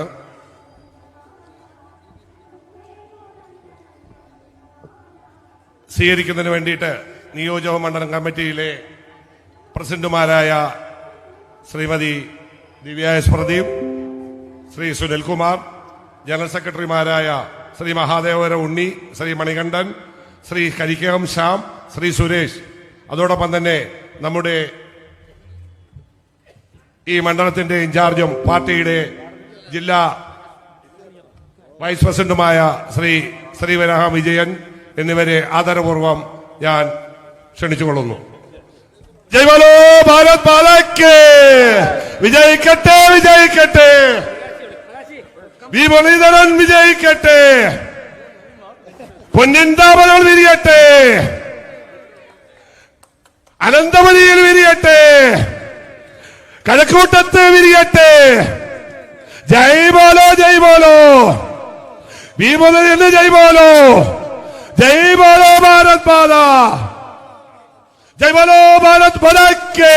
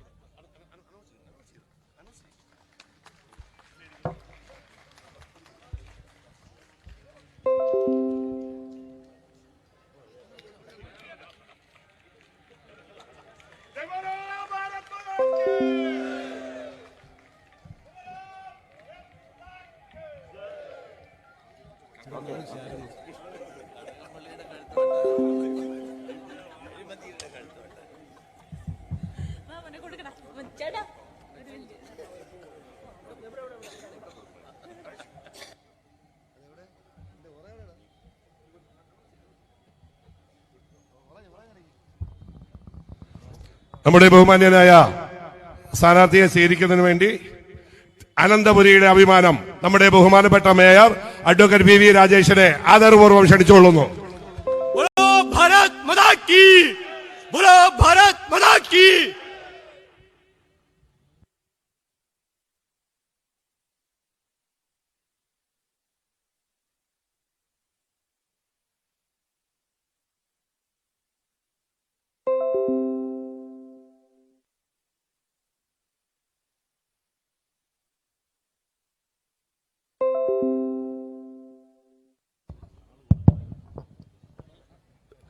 ഇന്ത്യയുടെ ഘടകകക്ഷിയായ BDJSന്റെ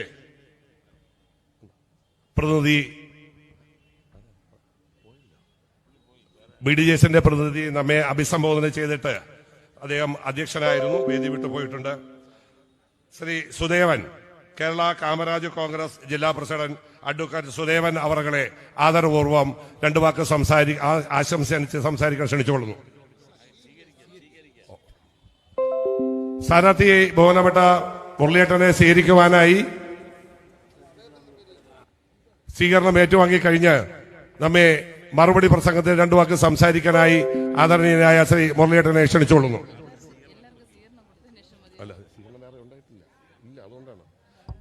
ശ്രീ മുരളിയേട്ടനെ സ്വീകരിക്കുവാനായി ആരെങ്കിലും ഈ വേദിയിലുള്ളവർ മുന്നോട്ട് വരേണ്ടതാണ്.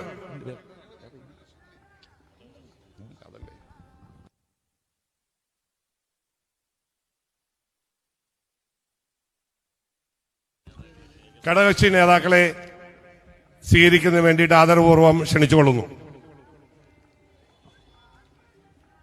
Shrimati Bindu Krishna, Lok Janshakti party women's cell ജില്ലാ പ്രസിഡന്റ്. ശ്രീ അഡ്വക്കേറ്റ് സുദേവൻ, കേരള കാമരാജ് കോൺഗ്രസ് ജില്ലാ പ്രസിഡന്റ്.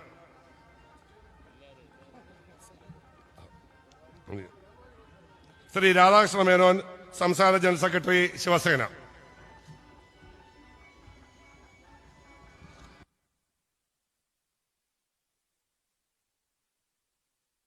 മറുപടി പ്രസംഗത്തിന് വേണ്ടി നമ്മുടെ ബഹുമാനീയനും പ്രിയങ്കരനുമായ മുരളിയേട്ടനെ ആദരപൂർവ്വം ക്ഷണിച്ചുകൊള്ളുന്നു.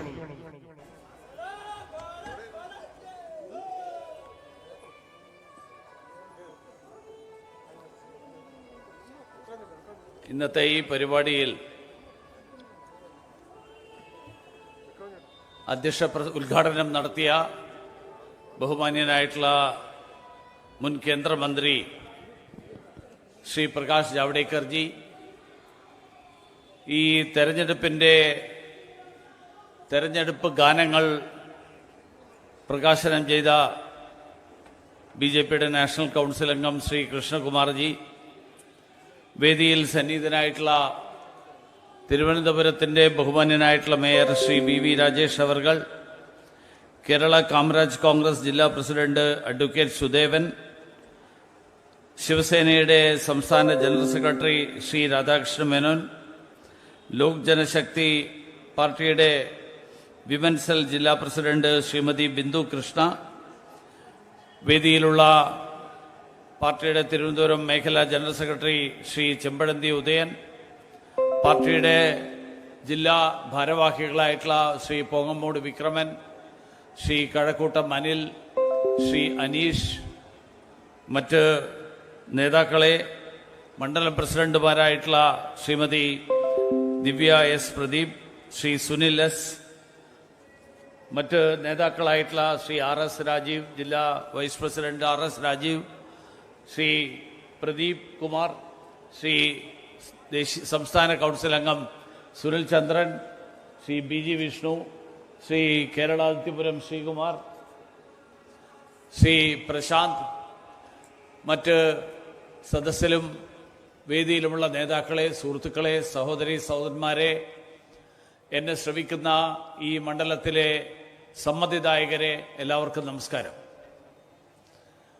2026 തെരഞ്ഞെടുപ്പിന്റെ പ്രാധാന്യത്തെക്കുറിച്ച് ബഹുമാന്യനായിട്ടുള്ള പ്രകാശ് ജാവ്ദേക്കർജി നമ്മളോട് സൂചിപ്പിച്ചു. ഈ തെരഞ്ഞെടുപ്പ് കേരളത്തെ സംബന്ധിച്ചിടത്തോളം ഏറ്റവും നിർണായകമായിട്ടുള്ള ഒരു തെരഞ്ഞെടുപ്പാണ്. കേരളത്തിന്റെ വികസനം, രണ്ട് മുന്നണികളുടെ മാറി മാറിയുള്ള ഭരണത്തിൽ മുരടിച്ചുപോയ സംസ്ഥാനത്തിന്റെ വികസനം, ആ വികസനം സാധ്യമാക്കുന്ന ഒരു വിധിയെഴുത്ത്, ആ വിധിയെഴുത്ത് ഈ തെരഞ്ഞെടുപ്പിൽ ഉണ്ടാകണം എന്നുള്ളതാണ് ദേശീയ ജനാധിപത്യ സഖ്യം നമ്മുടെ നാട്ടിലെ ജനങ്ങളോട് അഭ്യർത്ഥിക്കുന്നത്. വ്യക്തിപരമായി എനിക്ക് നിങ്ങളോട് എല്ലാവരോടും പറയാനുള്ളത്, 2016 ഞാനിവിടെ ഈ കഴക്കൂട്ടം മണ്ഡലത്തിലെ ജനങ്ങളുടെ അംഗീകാരത്തിന് വേണ്ടിയിട്ട് ഭാരതീയ ജനതാ പാർട്ടിയുടെ ദേശീയ ജനാധിപത്യ സഖ്യത്തിന്റെ പ്രതിനിധി എന്നുള്ള നിലയിൽ അംഗീകാരത്തിന് വേണ്ടിയിട്ട് ഞാൻ മത്സരിച്ചിരുന്നു. അന്ന് ചുരുങ്ങിയ വോട്ടുകൾക്കാണ് ഭാരതീയ ജനതാ പാർട്ടിയും ദേശീയ ജനാധിപത്യ സഖ്യവും ഈ തെരഞ്ഞെടുപ്പിൽ അന്നത്തെ തെരഞ്ഞെടുപ്പിൽ പരാജയപ്പെട്ടത്. 10 വർഷക്കാലം അതിനുശേഷം ഇടതുപക്ഷ മുന്നണിക്ക് കേരളം ഭരിക്കാനുള്ള അവസരമുണ്ടായി. ഇടതുപക്ഷ മുന്നണിയുടെ പ്രതിനിധി ഈ മണ്ഡലത്തെ പ്രതിനിധീകരിച്ചു. ഞാൻ ഈ കഴിഞ്ഞ ദിവസങ്ങളിൽ ഈ മണ്ഡലത്തിന്റെ വിവിധ പ്രദേശങ്ങളിൽ സഞ്ചരിച്ചപ്പോൾ അവിടെയൊക്കെയുള്ള അമ്മമാരോടും സഹോദരിമാരോടും ഒക്കെ സംസാരിച്ചപ്പോൾ അവരോട് ഞാൻ ചോദിച്ചു, നിങ്ങളുടെ നേരിടുന്ന ഏറ്റവും കാതലായിട്ടുള്ള പ്രശ്നം എന്താണ്? കാരണം പലപ്പോഴും മാധ്യമപ്രവർത്തകർ എന്നോട് ചോദിക്കാറുണ്ട്, നിങ്ങൾ തിരഞ്ഞെടുക്കപ്പെടുകയാണെങ്കിൽ എന്താണ് കഴക്കൂട്ടത്തിന് നിങ്ങൾക്ക് വാഗ്ദാനം ചെയ്യാൻ കഴിയുക? ഞാൻ സംസാരിച്ച മുഴുവൻ ആളുകളും എന്നോട് സൂചിപ്പിച്ചിട്ടുള്ള ഏറ്റവും അടിസ്ഥാന പ്രശ്നം കുടിവെള്ളം കിട്ടുന്നില്ല എന്നുള്ള പ്രശ്നമാണ്. കുടിവെള്ളം തിരുവനന്തപുരം നഗരത്തിലെ കേരളത്തിലെ ഏറ്റവും വേഗതയിൽ വികസിച്ചുകൊണ്ടിരിക്കുന്ന പ്രദേശം. ആ പ്രദേശത്ത് കുടിവെള്ളക്ഷാമം നേരിടുന്നു എന്നുള്ളത് ഈ അവകാശവാദങ്ങൾ മുഴുവൻ പൊള്ളയാണ് എന്ന് വ്യക്തമാക്കുന്നതാണ്. അവകാശവാദങ്ങളെക്കുറിച്ച് ശ്രീ കൃഷ്ണകുമാർ പരാമർശിച്ചതിലേക്ക് ഞാൻ കടക്കുന്നില്ല. കുടിവെള്ളം മാത്രമല്ല, കുടിവെള്ളത്തോടൊപ്പം നിരവധി ഗതാഗത സൗകര്യമില്ലാത്ത റോഡുകൾ, വിവിധ പ്രദേശങ്ങളിലെ വെള്ളക്കെട്ട്, തെരുവുനായ ശല്യം, ഇങ്ങനെ ഒരു സാധാരണ അവികസിത പ്രദേശത്തുണ്ടാകുന്ന എല്ലാ പ്രശ്നങ്ങളും, അങ്ങനെയുള്ള പ്രശ്നങ്ങൾ മുഴുവൻ നേരിടുന്ന ഒരു പ്രദേശമായിട്ട് കഴക്കൂട്ടം മാറി എന്നുള്ളതാണ് 10 കൊല്ലക്കാലം കൊണ്ട് ഈ പ്രദേശത്തുണ്ടായിട്ടുള്ള മാറ്റം. അതുകൊണ്ട് ഈ സാഹചര്യത്തിൽ മാറ്റമുണ്ടാക്കിയെടുക്കാനുള്ള ജനവിധി, ആ ജനവിധി ഉണ്ടാകണം എന്നുള്ളതാണ് എനിക്ക് ഈ നാട്ടിലെ ജനങ്ങളോട് അഭ്യർത്ഥിക്കാൻ. അതോടൊപ്പം കഴക്കൂട്ടത്തിന് അനന്തമായിട്ടുള്ള സാധ്യതകളുള്ള പ്രദേശമാണ്. ശ്രീചിത്ര സെന്റർ നമ്മുടെ ഈ പ്രദേശത്താണ്. റീജിയണൽ ക്യാൻസർ സെന്റർ ഇവിടെയാണ്. തിരുവനന്തപുരം മെഡിക്കൽ കോളേജ് കേരളത്തിലെ ആദ്യത്തെ മെഡിക്കൽ കോളേജുകളിൽ ഒന്നാണ്.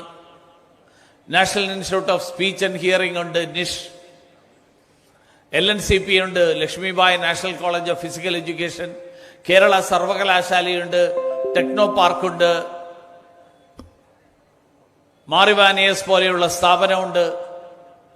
പക്ഷേ തിരുവനന്തപുരം ഈ കഴക്കൂട്ടത്തിന്റെ വികസനം, ആ വികസനം ഇത്രയും സ്ഥാപനങ്ങൾ ഉണ്ടായിട്ടും ഈ പ്രദേശത്തെ ജനങ്ങൾക്ക് അതിന്റെ ഭാഗമാകാൻ ഇതുവരെ സാധിച്ചിട്ടില്ല. തിരുവനന്തപുരത്തിന്, കഴക്കൂട്ടത്തിന് എങ്ങനെ ഒരു ആധുനിക നഗരമായിട്ട് മാറാൻ കഴിയും? അങ്ങനെയുള്ള ഒരു ആധുനിക നഗരമായിട്ട്, വിവര സാങ്കേതിക വിദ്യയുടെ തലസ്ഥാനമായിട്ട് അങ്ങനെ മാറാൻ കഴിയുന്ന തരത്തിൽ അതിലൂടെ നമ്മുടെ നാട്ടിലെ യുവാക്കൾക്കും യുവതികൾക്കും അവർക്ക് തൊഴിലവസരങ്ങൾ, പുതിയ തൊഴിലവസരങ്ങൾ സൃഷ്ടിക്കാൻ അതിനു വേണ്ടിയിട്ടുള്ള പദ്ധതികൾ, ആ പദ്ധതികൾ ആവിഷ്കരിച്ചുകൊണ്ട് ഈ പ്രദേശത്തെ വികസനത്തിന്റെ പാതയിലൂടെ മുന്നോട്ട് നയിക്കുക എന്നുള്ളതാണ് ദേശീയ ജനാധിപത്യ സഖ്യം ഈ നാട്ടിലെ ജനങ്ങളുടെ മുന്നിൽ വെക്കുന്ന ആശയം. ആരോഗ്യ മേഖലയിൽ, വിദ്യാഭ്യാസ മേഖലയിൽ, കാർഷിക മേഖലയിൽ, ഈ മേഖലകളിലൊക്കെ മാറ്റമുണ്ടാകേണ്ടതുണ്ട്.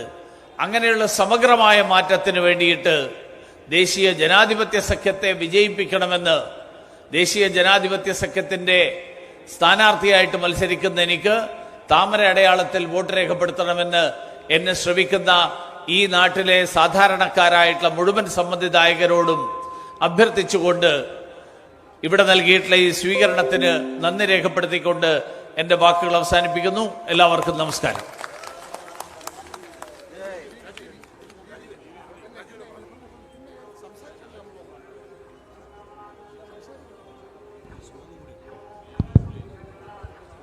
BJPയുടെ ഏറ്റവും മികച്ച ശ്രീ ജയചന്ദ്രൻ നിർവഹിച്ച മധു ബാലകൃഷ്ണൻ പാടിയ ഇതെന്റെ ഇന്ത്യ എന്ന പാട്ട് ഇവിടെ ആലാപനം ചെയ്യുന്നു.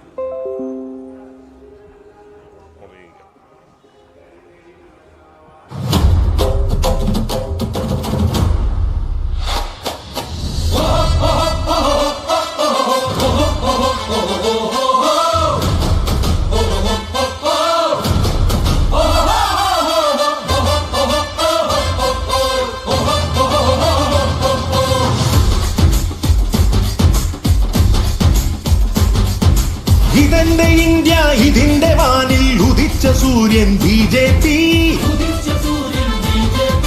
പ്രകാശപൂരം പരത്തി നാടിൻ ഇരുട്ടുമാറ്റും BJP. ഭവത്വമിവിടെ പുലർത്തിടാനായി നമുക്ക് വേണം BJP. കൊതിച്ചതെല്ലാം നമുക്ക് നൽകി ഭരിച്ചു കാട്ടും BJP. ഇനിയിടതും വലതും വേണ്ട, ഇവിടിനിയും ഒരവസരമില്ല. ഇനി ഈ നാട്ടിലൊട്ടാകെ താമര വിരിയും നമ്മെ നയിക്കും BJP. ഇതെന്റെ ഇന്ത്യ, ഇതിന്റെ വാനി വാനിൽ ഉദിച്ച സൂര്യൻ BJP പ്രകാശപൂരം പരത്തി നാടിൻ ഇരുട്ടുമാറ്റും BJP